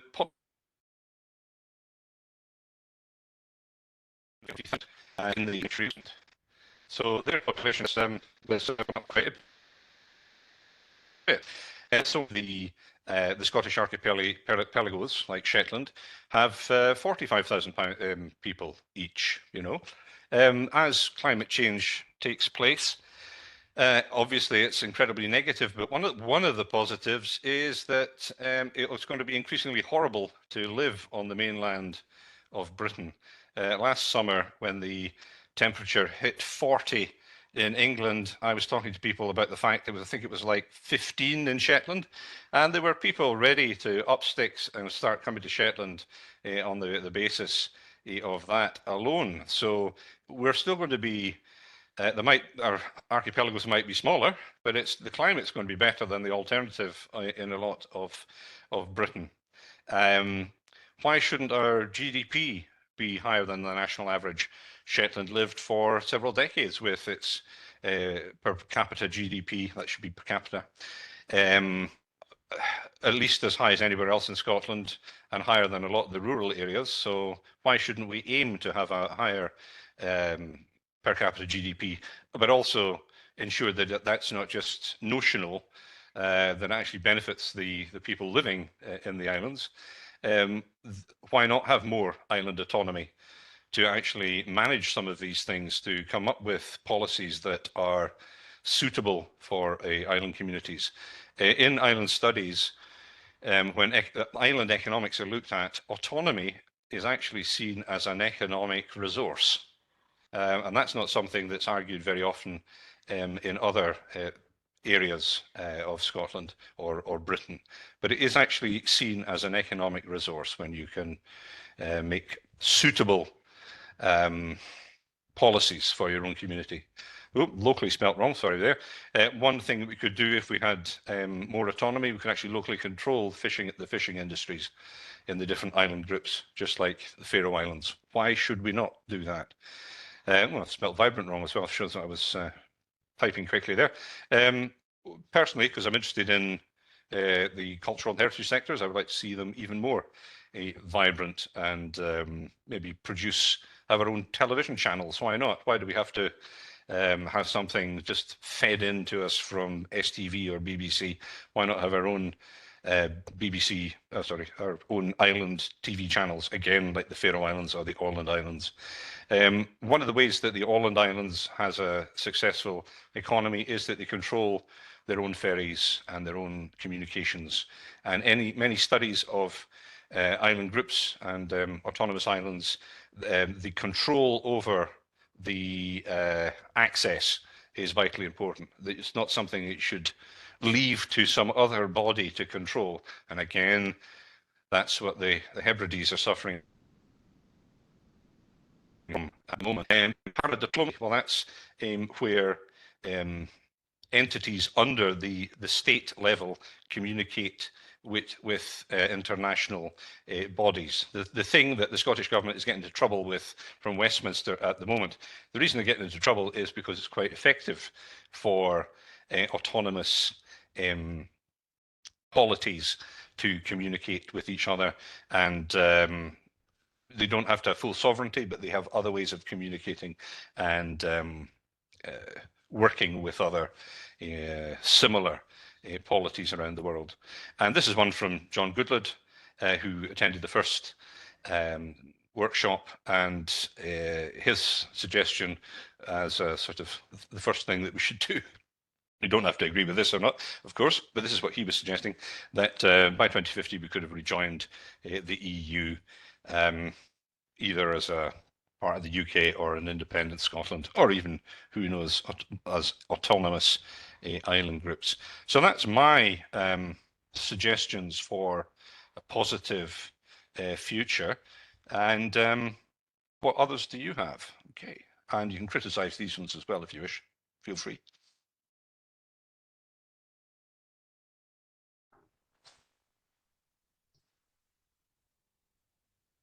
I think if I was trying to solve the demographic problem for places like Shetland, one of the things I would try and do is make it a better place to bring up families. And across Britain nationally, I think childcare is a gigantic problem. So paying childcare people properly and actually recruiting enough of them to actually have viable childcare opportunities would make women a lot happier to have children, and make it a lot more affordable for people to have children in the Highlands and Islands. That would be my starting point. Good starting point, Simon. I'm sure that will be picked up, perhaps by Marcus, or maybe Marcus has got something else he'd like to say.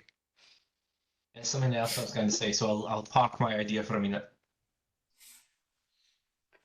In my master's research, I came across the figure that fully supporting the kind of redevelopment of the Scottish childcare infrastructure to allow two-parent families towards full-time employment would be worth something like £123 billion to the economy per annum in addition. So it is actually a huge economic choice. And interestingly, I'm going to put a blog post up about this.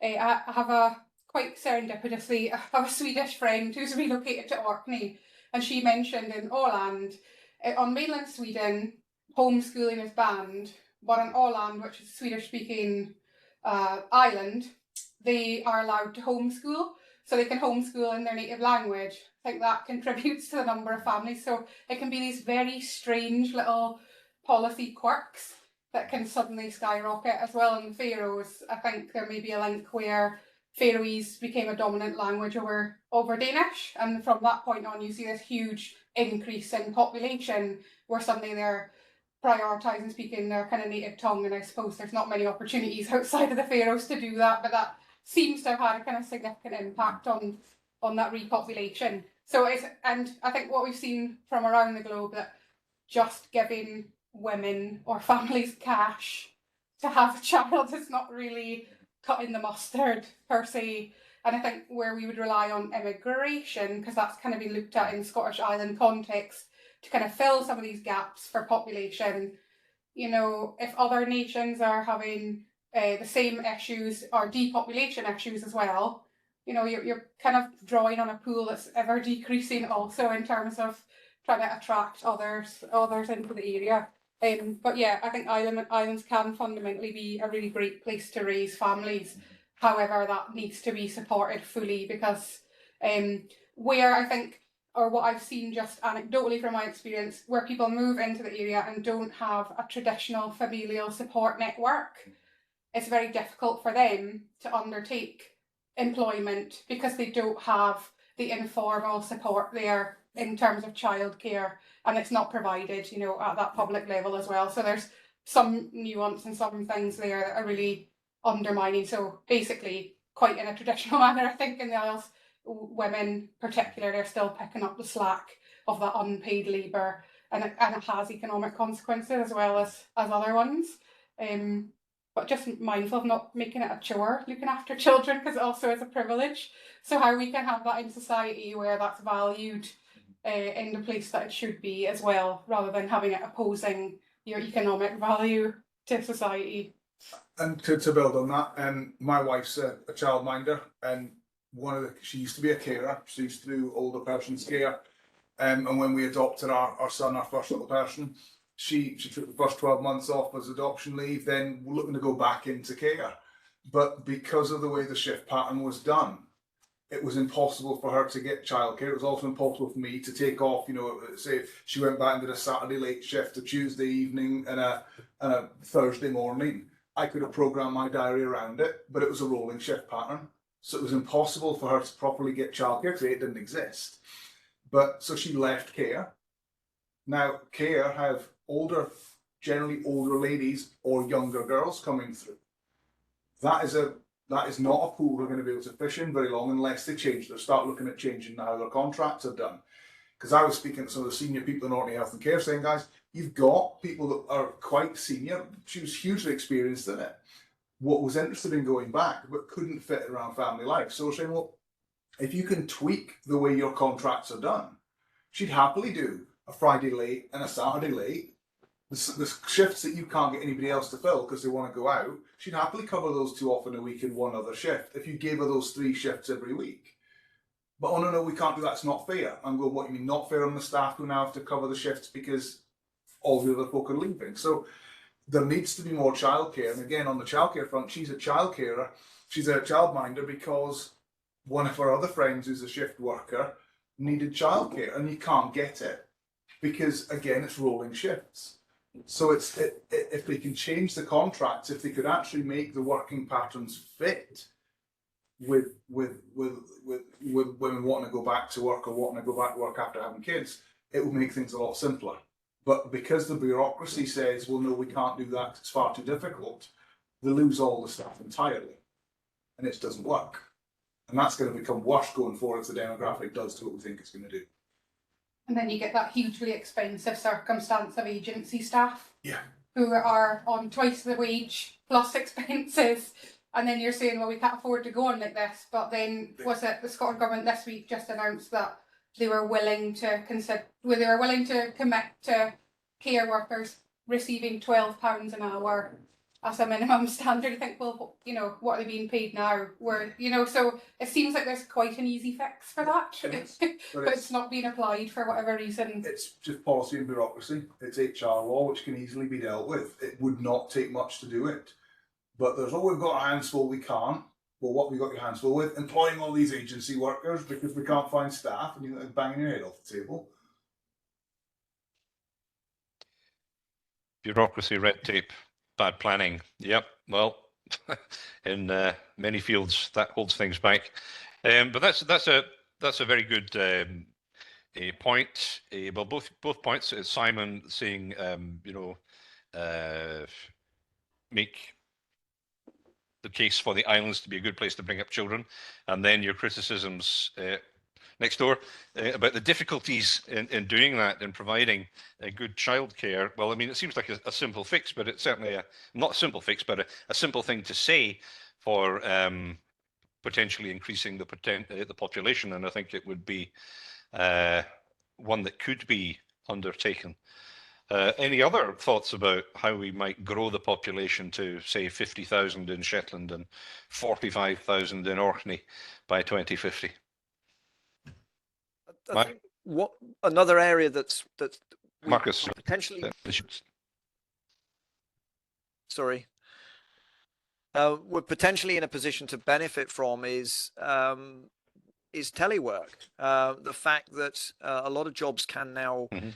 There is a realization a lot of jobs can be done from places other than the center of cities, and that you don't necessarily need to meet people in person. You can do it vicariously by video conferencing or whatever.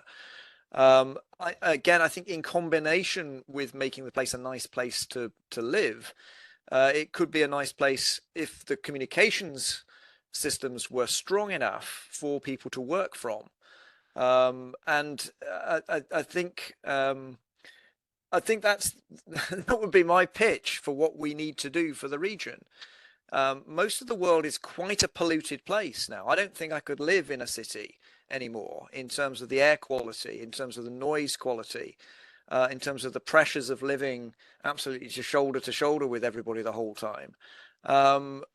You know, Shetland is a fantastic place to live if it can be made a practical place to work from. I think that would, you know, and it's although some aspects of life are more expensive, how is there anybody still living in London, you know, with the house prices there?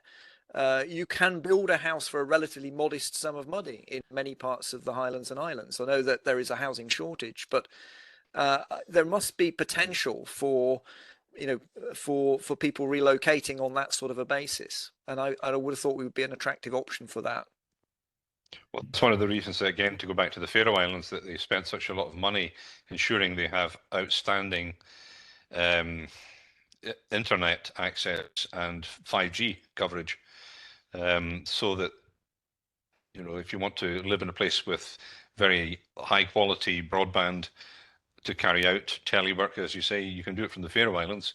You can do it from parts of Orkney and Shetland, but not maybe from every single part. And improving our broadband and phone facilities would be a good way of moving that forward. Any thoughts on that from other folk? We certainly saw that after COVID. We saw a significant increase in the number of people moving to the Western Isles. House prices shot through the roof. So did the number of sales. In Orkney, house prices continued on increasing at a rapid rate, and Shetland they went up a little bit as well. So we certainly saw more people who've been looking to move back or looking to move to the Isles when they retired, making that decision because now they could work remotely. And it's certainly mainland Orkney. That's a key benefit, as you say. In the Isles, it's a bit more difficult.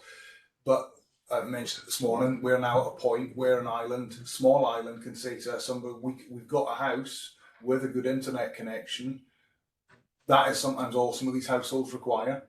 Whereas beforehand, you'd have to offer a job, if not 2 or 3 jobs, to be able to get a household to be able to sustain themselves on an island. Whereas now, if you've got the accommodation and if you've got the internet connection, and that could be Starlink, that could be microwave, you know, the alternatives there. The issue is the housing stock. In both Orkney and Shetland, we do not have the housing stock.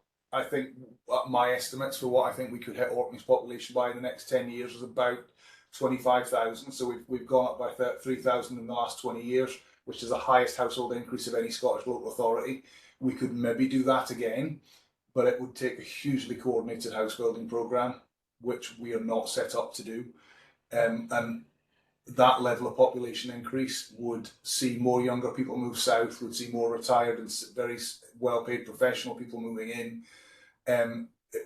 just because of the fact house prices, if the market did what the market does, house prices would continue to skyrocket out of the range of local young people. So we've been saying things like low-cost home ownership, mid-market rent. I've even suggested a new settlement and got laughed at by planning, because we need to enhance our housing stock significantly, because we do need to increase our population, but we need to do it in a planned and designed way that isn't just higgledy-piggledy. But to hit those 45, 50,000, that is huge housing increase, infrastructure increases, and that's schools, it's the works. That's a lot of money to throw at that. It would certainly bring benefits, bring challenges too. We certainly found that in the last 20 years. The increase in population has been a huge benefit, but it has brought a massive challenge around demographics, house prices, and just availability of housing in general. I've written a report on it. Anybody wants to read it? Yeah, absolutely. I'd love to. Thanks, Luke. Simon, you got your hand up again. Yeah, it's probably worth saying. I mean, the housing problem in Britain is chronic across the whole of Britain, and you know it's particularly the sort of the lower end of the market, the social housing end of the market, that's problematic, and it's actually damaging the economy across the whole of Britain. That there is a lack of social mobility. People are not taking up jobs because they can't find accommodation. And that's true. That's one of the reasons why there's a crisis in the National Health Service in places like Shetland and Orkney, is because people look at trying to move here and they think, how on earth am I going to find a house to live that's affordable? And so they end up employing short-term agency workers. So it's a self-fulfilling crisis, really, a circular problem that somebody's got to step in and actually break the housing situation. Andrew, I would just maybe add to that as a kind of recent immigrant to Orkney, we moved here a year and a half ago, 2 years, and we suffered from all the issues that have already been mentioned. But I think these are all interconnected problems that are not only, every island in the UK is facing something similar, but also everywhere in mainland UK. But because you're on an island, all of these issues are heightened. So things like supply and infrastructure become so much harder. And I don't think immigration is the silver bullet that's sometimes portrayed to be, because especially in somewhere like Orkney, because of the housing crisis, and it is a crisis in Orkney, as it is in Shetland, you need quite a lot of money to be able to afford a good house in Orkney, and there is no social housing. My wife and I, we were both professionals. She was working at the University of Aberdeen, I was working in UHI. We really struggled to get a house up here. We applied for social housing because there was no housing stock, and we weren't even on the list for that because we didn't qualify. So there's also a kind of an issue there, and you don't want to just attract people who can afford to buy a house in cash. You want to attract young families who are going to come and stimulate the economy at all levels, and that needs to be thoroughly thought out and provided for. And again, it goes back to the issue of this isn't a 5-year solution, this is a 10, 20, 50-year solution that you need to invest in. And one of the things that there's an awful lot of housing being developed in our smaller islands through the Scottish Government's Rural Islands Housing Fund, through the Scottish Land Fund. I run a little side consultancy doing it, working with a lot of development trusts to do that. So there's a couple of us that have got the skills to help them and assist them get funding. But the issue we're running into now is materials costs and contractors. We just don't have enough contractors. Again, we can't get the housing for them to bring them in. Is the issue. We need more houses built, but we can't get the builders to build them because we can't house them. But we're finding some house prices. You're talking £275,000, £300,000 to build a house in one of the smaller islands. It's just not sustainable. But that's why the focus on low-cost home ownership helps out professional households coming in, but also mid-market rent to help key workers is a key thing. There's Scottish Government funding to support it, not to the same level of social rented housing, but it's housing for professionals, but also local youngsters and students looking to come into the islands as well. So that's the kind of key tenure that I think we require. And as Laurence mentioned, we will need schools. Some of our schools in our West Midland area are 50% full. So if we can push development to areas where we have capacity within the existing infrastructure, rather than just expand our main town, which has no capacity, so we need to build new infrastructure, is certainly the way forward, in my opinion. Thank you very much. So spread the development out, or the settlement out across the islands. Yeah, I'm taking a note. Thanks very much. Marcus, do you want to? You had your hand up earlier. Yeah, it was with the island proofing, and you had one of your future positives was that there would be more governance in Shetland. Was that right, Andrew? Yeah, more island autonomy, so more decisions made in the islands themselves, instead of waiting for somebody else to bring in a policy that antagonises everybody. Yeah, so I wondered where would island proofing sit with that? Would there still be the need for island proofing if the policies, if the decisions were being made in the island, assuming that you're talking about Shetland Island Council being a central point in Shetland still? Well, it's a very good point, and I suppose it depends on the powers that the autonomous islands have. There would still be a need for island proofing for any policies that were rated by central governments. They would certainly have some powers, so there would still be a need for it in that context, but not so much. There wouldn't be a need for it in the islands themselves if they were in control over fishing or ferries or whatever, because they would be making decisions based on island proofing, because they know what needs to go into the legislation.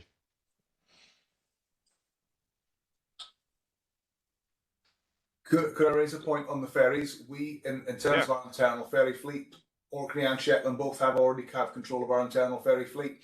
The issue we have is we have minimal not taxing powers, we don't want to be taxed anymore, but the vast majority of the tax income that comes from our islands goes to central areas. If we were to replace our ferry fleets, we would drain our oil reserves dry, and we're lucky to have oil reserves, most other councils don't. So for additional autonomy would require additional tax income to remain in our islands so we can actually fund the things we're allowed to make decisions around. Much like an independent Scotland still tied to the pound couldn't just start going out and spending, and more autonomous islands could not just say, well, actually, by the way, we want to go and build marinas and all this, without any spending powers to do so. So I'm all for autonomy, but the purse strings would need to follow it as well. I think that's where you're going to get some resistance from the central areas, is they want that continued income. That's good point. Maybe that's where we kind of shoot ourselves in the foot a little bit here. I know the conversation's always a like for like replacement, but when you look at the Islands Act for Croatia, you know, they have different modes of ferry. Yeah. So, you know, they have a ro-ro ferry for vehicles that runs less frequently than a fast passenger. Yeah. You know, and any talk of redesigning that structure immediately is kind of shot down in flames. I do wonder if there's maybe kind of limiting yourselves to the possibility of what could be better rather than just replacing the ones we have with the same ones, you know, that run on the same schedule, not addressing any issues. And I do flip-flop a little bit about this issue because it seems great. And I also kind of relate it back to like how we have the situation in the UK with the House of Lords, who are unelected decision makers, and sometimes, and especially around the energy case, you know, they're making decisions that are not necessarily democratic, i.e. they've not been elected by populace, but sometimes they are the voice of reason from the silly decisions that are being taken elsewhere. And I do wonder, you know, there's that risk of that circumstance where, you know, how, you know, that chain of accountability that, so, and you do have a kind of, I suppose, or I feel this duty towards the kind of greater good, you know, tackling climate change, if we have capacity to do so with our own region and benefit wider. I think, you know, that could be a positive thing. So, and also in Scotland, there is a mechanism, a lever within the Islands Act for local authorities to request additional powers. Okay, they do have to ask. However, it's not been enacted yet. Nobody's used it or utilised it. So what's that? Why is that? You know, yeah.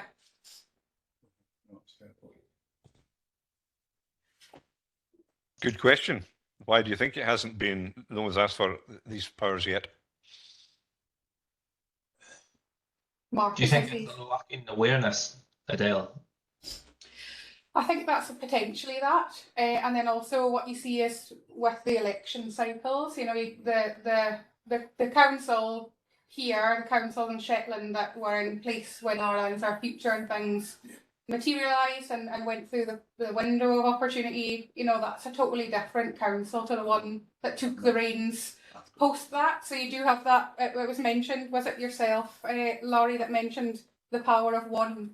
You know, and you see that over and over again where we talk about this community development, but often it's a single actor or a celebrity or a prolific local politician that stops or starts certain things that people either on board or off board. So I think, no, the local authorities are certainly aware of the mechanism being there, but I think there's different strategic capacities at each local authority and how they approach problems.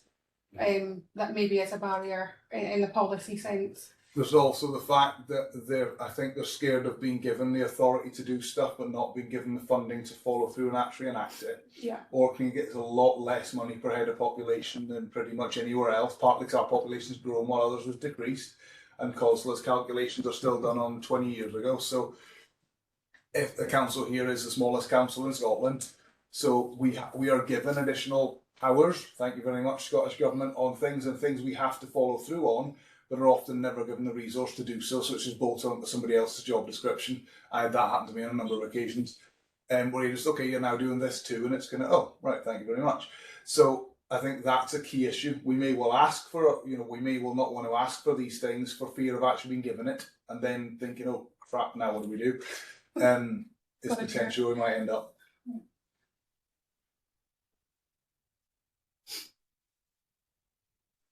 Thank you. Yeah, being told to do extra things is, I think we're all aware of that. Simon?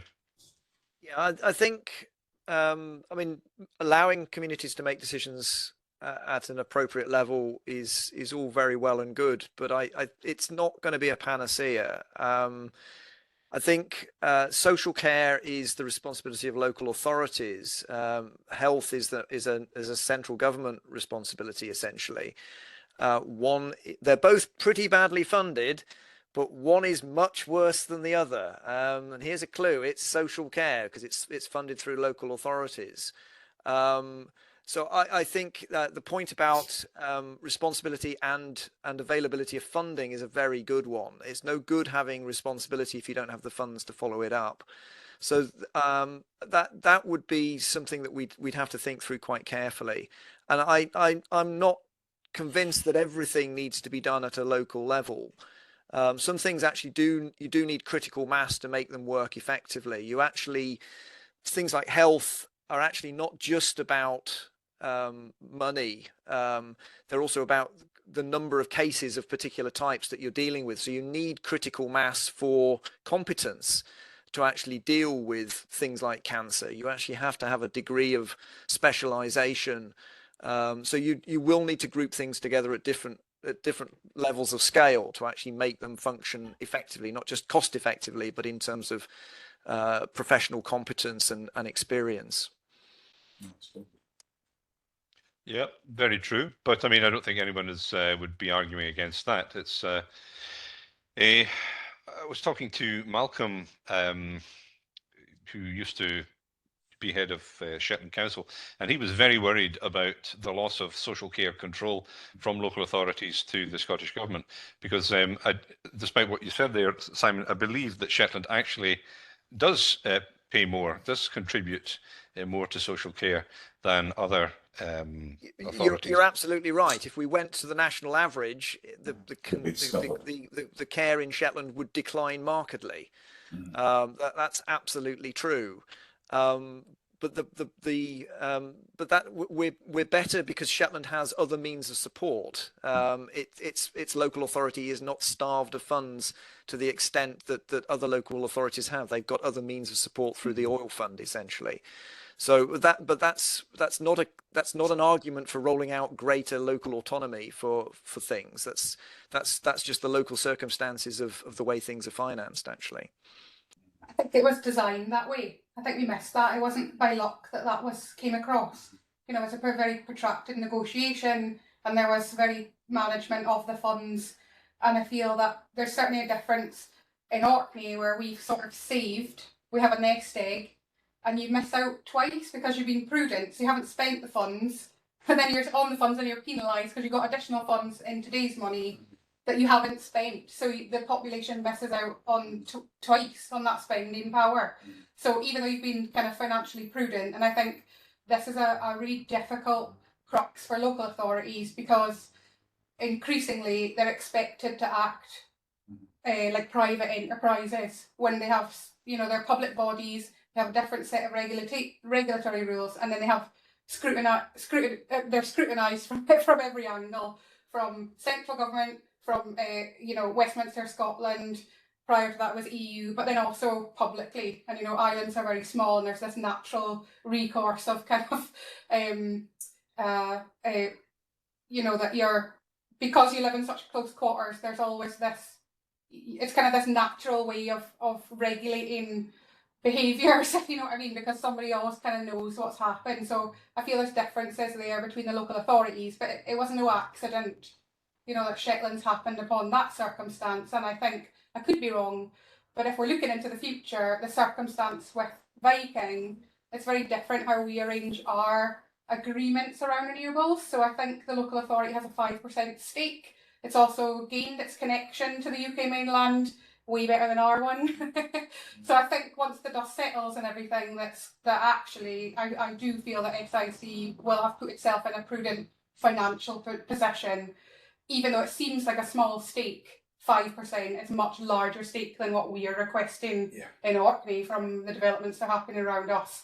But it could be better, so perhaps that might be a good precedent moving forward towards a kind of more Scandinavian model where it's legislated that communities can have a stake up to 20% or so in some circumstances, rather than you negotiating for football shirts. This was not my quote, football shirts and pot plants, you know, in the town square. So I do wonder if there's a little bit, if we're future gazing, a little bit of a story to emerge there of how Shetland's sort of moving on from the oil in a just transition type of circumstance, where maybe we're not so prudent at doing that in Orkney. I'm not sure, but that's a hunch. And just to build on that, at the very community level in terms of renewables, we've been really successful in Orkney, and a number of the smaller islands have put up community wind turbines. So Ennicorn E44, 900 kilowatt turbines, and they've actually, some of them now have got a couple £1 million sitting in the bank. And when you're around the 500 people with £1 million plus sitting in the bank, that allows you to invest in stuff. So when you're pulling in funding, you can top it up. Now, the island I work for, unfortunately, isn't one of those, so I have to pull in every penny of funding I can get my hands on. But if we can do that going forward, where small individual communities can invest in renewable infrastructure themselves, where they take in 100% of the benefit from that infrastructure, even if those smaller areas then get cut off, if you like, from the NHS say, right, you're not big enough, we're not going to pay a doctor, or the education service say, well, actually, we're going to provide you, your education is now provided via VC for your 4 children that are in the class instead of employing a teacher. Those organisations have potentially got the finances to say, well, actually, we think this is something we find is important enough, so we are going to pay for a teacher ourselves, and it gives them the chance that as we go through and potentially closer to that poorer outcome, the positive outcome is there. We know some of this stuff's coming down the line potentially, so let's try and make our own money at a community level to be able to then offset that and provide some real positive benefits through income we can make ourselves.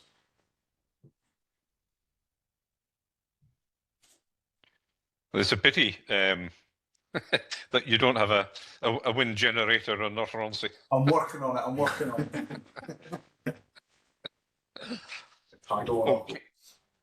Okay, well, we've got some real recommendations here.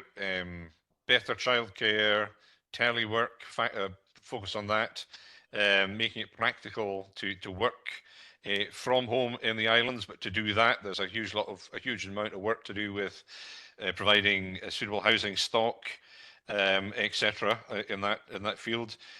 Also, presumably, educating, training enough builders and joiners and things to build these. Spread the benefit of the population increase across the islands, so that into places that do have some infrastructure but are actually got declining population. If we were to do this, then there has to be some additional tax income coming to the islands to be able to afford it. I've forgotten. I think I must have stopped noting things down. What were some of the other things there, just that we thought about? Climate resilient infrastructure. Yeah, that's right. Definitely. Legislation that supports shareholdings and renewable developments.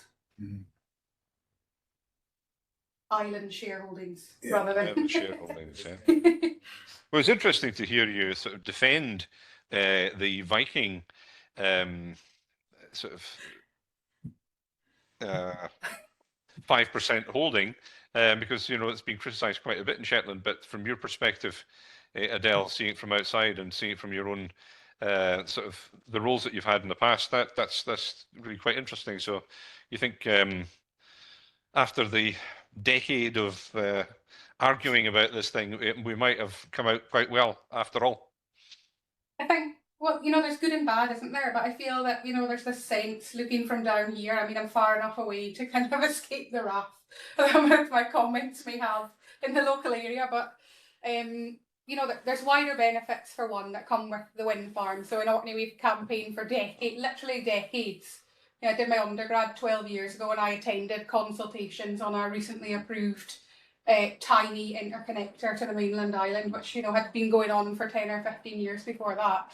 So, you know, with Viking, you know, there's this negotiation that's taken place with, you know, this multinational. I think this is a precarious position for islands, and this negotiation as, you know, there's opportunities, productivist, you know, productively. We talked about this morning, and about a year ago I was thinking about islands as post-productive landscapes. However, when you reconsider the opportunities around, you know, not just fishing but renewables, you're actually back into that productivist where you're providing primary resources to elsewhere, if you like. So while it could be better, 5%, they did manage to snag themselves an HVDC cable to then connect into the grid for resilience as well. So there are wider benefits to that, and I think some of the projects that are about to disseminate information are looking at peat management and this assumption that peat's a carbon sink, but that's not the case if it's not well managed. So actually redeveloping peatlands through wind projects, you know, you could actually see that your peat resource is improved because that project's providing, you know, both the personnel and the economics to assess that peat and manage it as part of the project. So 5% seems low, but I think there's additional benefits. But for other projects that maybe come online in the future, could we improve upon that towards, you know, upwards of that 20% or even higher than that? Because I think that at the minute the suggested donation, as I call it, of 5k a megawatt hour is, it feels as a community, if you achieve that, you've won, but actually you're the big loser because, you know, the benefit, the financial recompense you could have from that is absolutely ginormous. I feel that actually kind of works in the opposite manner. So yeah, I think 5% actually will probably win out to be quite a significant chunk of cash, to be fair. Thank you very much. Well, we'll wait and see. So Simon, you hand up. Yeah, just in terms of the wind power, I think it would be really good to see one of the benefits being fed back directly to the community and to industry locally in terms of lower energy prices. It is factually much cheaper to get to produce and use electricity in Shetland than elsewhere in Britain because of the wind turbines being based here, and same in Orkney. Therefore, the tariffs should be lower. Essentially, it's we have a crazy non-competitive system at the moment where it doesn't matter where you're based, you pay the same price for electricity. It doesn't work with building materials. It hasn't worked until recently with fuel. You know, they charge an island premium for things like that. So I think it would be perfectly reasonable for the prices to be lower. Maybe not hugely lower, but I think that any sort of competitive advantage would be quite a stimulus to the economy locally. Thank you. And on that basis, what sort of industries might we see in future if we could get cheaper electricity tariffs? Data related, IT related stuff that requires significant energy usage for data storage, for AI coming up as well. That was one area I wanted to bring up. That's going to be a huge game changer over the coming years. And I've got serious concerns that it's going to be very urban centric and urban based, and is going to leave rural and island areas further behind because we've just not got the critical mass. But if we could utilise EMEC, European Marine Energy Centre did it here. They work with Microsoft and put a massive server farm offshore, underwater, next to one of their wave generation sites. So it's been fed with renewable energy. It's underwater, so it's requiring less cooling, and it worked really well from what I've heard. So that's the sort of stuff that would, again, as was mentioned this morning about the data downloads. You know, the satellites going over the instant stuff are can download 12 times a day instead of 5 times a day as they would somewhere else. If we can start doing more of that data intensive work up here and renewably generating the energy to support it, that'll make a huge difference. The likes of Google and stuff, no, in terms of climate change, the IT industry and all that data farm hasn't actually been targeted yet. We're hearing an awful lot about decarbonising oil and gas and various other transport and not heating. We've not heard an awful lot about decarbonising just general data. That will come at some point, and we're in a prime position to put fully green energy into an awful lot of this stuff and be there for the download of all the satellite imaging and various things that comes with it too. Thank you. The waste heat could also be used for community heating schemes potentially, rather than just sunk into the sea or into the land. So I think you're right. There are environmental opportunities that exist within the region, which we could be taking advantage of. There was some talk of a server farm in Shetland a few years ago, I believe. I don't know what happened to that.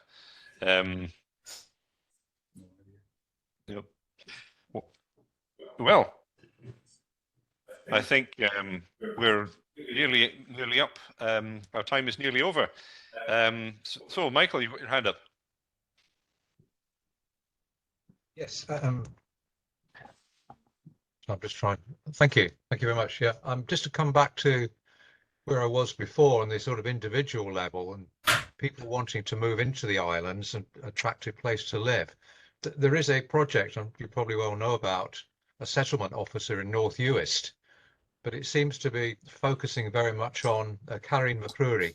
It seems to be focusing very much on a website and support for people who've already moved in, not on information for people to make an informed decision, including returners, the people who have a big investment in the island, who've left an island to go to offer to higher education, and it would be great if they returned. And I think they are target audience for resettlement or settlement or whatever you want to call it, incoming information at a personal level, so they would make informed decisions about what living on an island is really like. What's the childcare like? What's the transport like? What's the sense of isolation?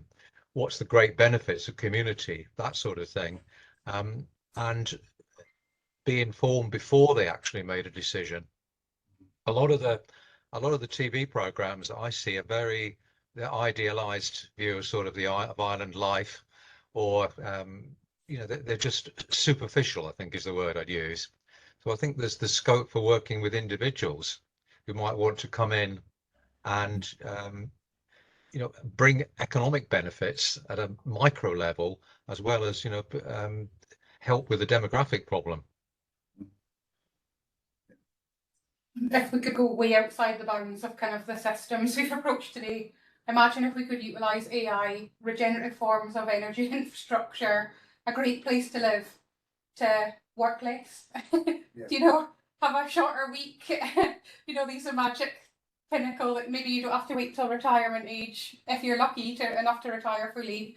Could we not be utilising this to kind of redesign systems? Because everything we've discussed so far, while it's exciting and glamorous and technologically advanced and all these things, fundamentally, could we not redesign the system to fit a more humanistic kind of point of view? In an ideal world, sustainable development wise, maybe the islands could demonstrate how, this, maybe not utopia, maybe that's stretching a touch too far, but why are we currently playing into the kind of marketisation and the grind? We're at the blunt end of the housing market, which was a marketised industry, energy market that was private, that was public. It's now a privatised industry, or oligopoly, if you want to call it that as well. So, there's an opportunity to redesign, but again, it's having that confidence, isn't it? Bringing in that confidence to provide the services, i.e. energy as a service rather than a market commodity. So if we're stretching way, for that kind of thing, there's the pieces there of something that's very different, same but different approach. So I thought, sunshine vision of the future would be great.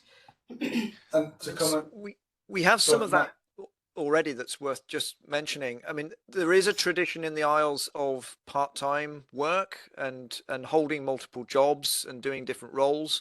And that's actually probably quite a healthy way of organizing things. The idea that you don't just work 9 to 5 until you drop dead at 65 or whatever, but you actually, there's a bit of mixing and matching, and there's some, I think there is a tradition of working patterns in the Isles that remains, that is actually potentially much healthier than is the general norm for Britain. So again, that's maybe something that we can build on rather than just thinking that we need to change from the ground up. To come back to Mike's point about that resettlement officer in Uist, one of the development trusts, Sandy, especially over COVID, but over other times as well, because they've been developing housing in various bits and pieces, their development officer actually does Zoom calls with families that are looking to move on to the island, helps them answer any questions, kind of goes through and gives them a point of contact there to discuss stuff with. So there's that opportunity. We used to have something called gateway housing, which allowed households to come in and get a 12 or an 18-month tenancy in a property on an island to kind of try before you buy. It's that sort of thing. Do you like it? Do you want to stay? So instead of coming in and having to purchase a property and then sell it 12 months later if you didn't last the winter, you were in a sense you were trying it, but could then again move on. Give you the 18 months, gave you the opportunity to buy an empty property and do it up, or buy something on the market, or find a private rent. But the Scottish Government's private sector tenancy laws in 2019 put that to bed, because they made an entirely unintended consequence that it was a good tenancy, it was making tenancies more secure for tenants, but it actually outlawed the ability to do gateway housing, because you couldn't offer short-term tenancies anymore. You had to be a permanent tenancy. So that was a really useful piece of work that worked really, really well in some islands. Thank you, Luke. Yeah, unintended consequences. Well, we're seeing a few of those at the moment. And well, we're just about to finish, but just as we were about to close up, a friend of mine, Stuart McPhail, has just appeared from the Isle of Sandy.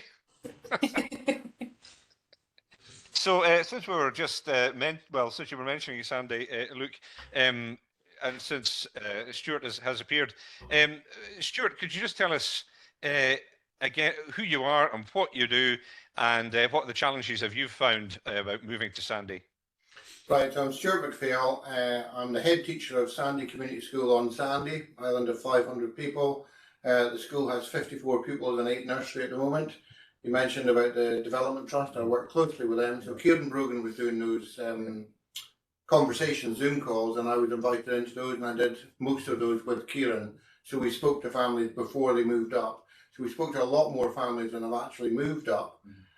Interestingly enough, somebody mentioned about the through flow of people coming and only staying a year. We've been there 4 years, and 42% of our children are new in the past 2.5 years. So it's a huge influx of new people, and obviously people have left because the school hasn't grown in size. So these small islands see lots of people come, try it, thinking it's going to be utopia. You mentioned that word, and it's not always utopia for everyone.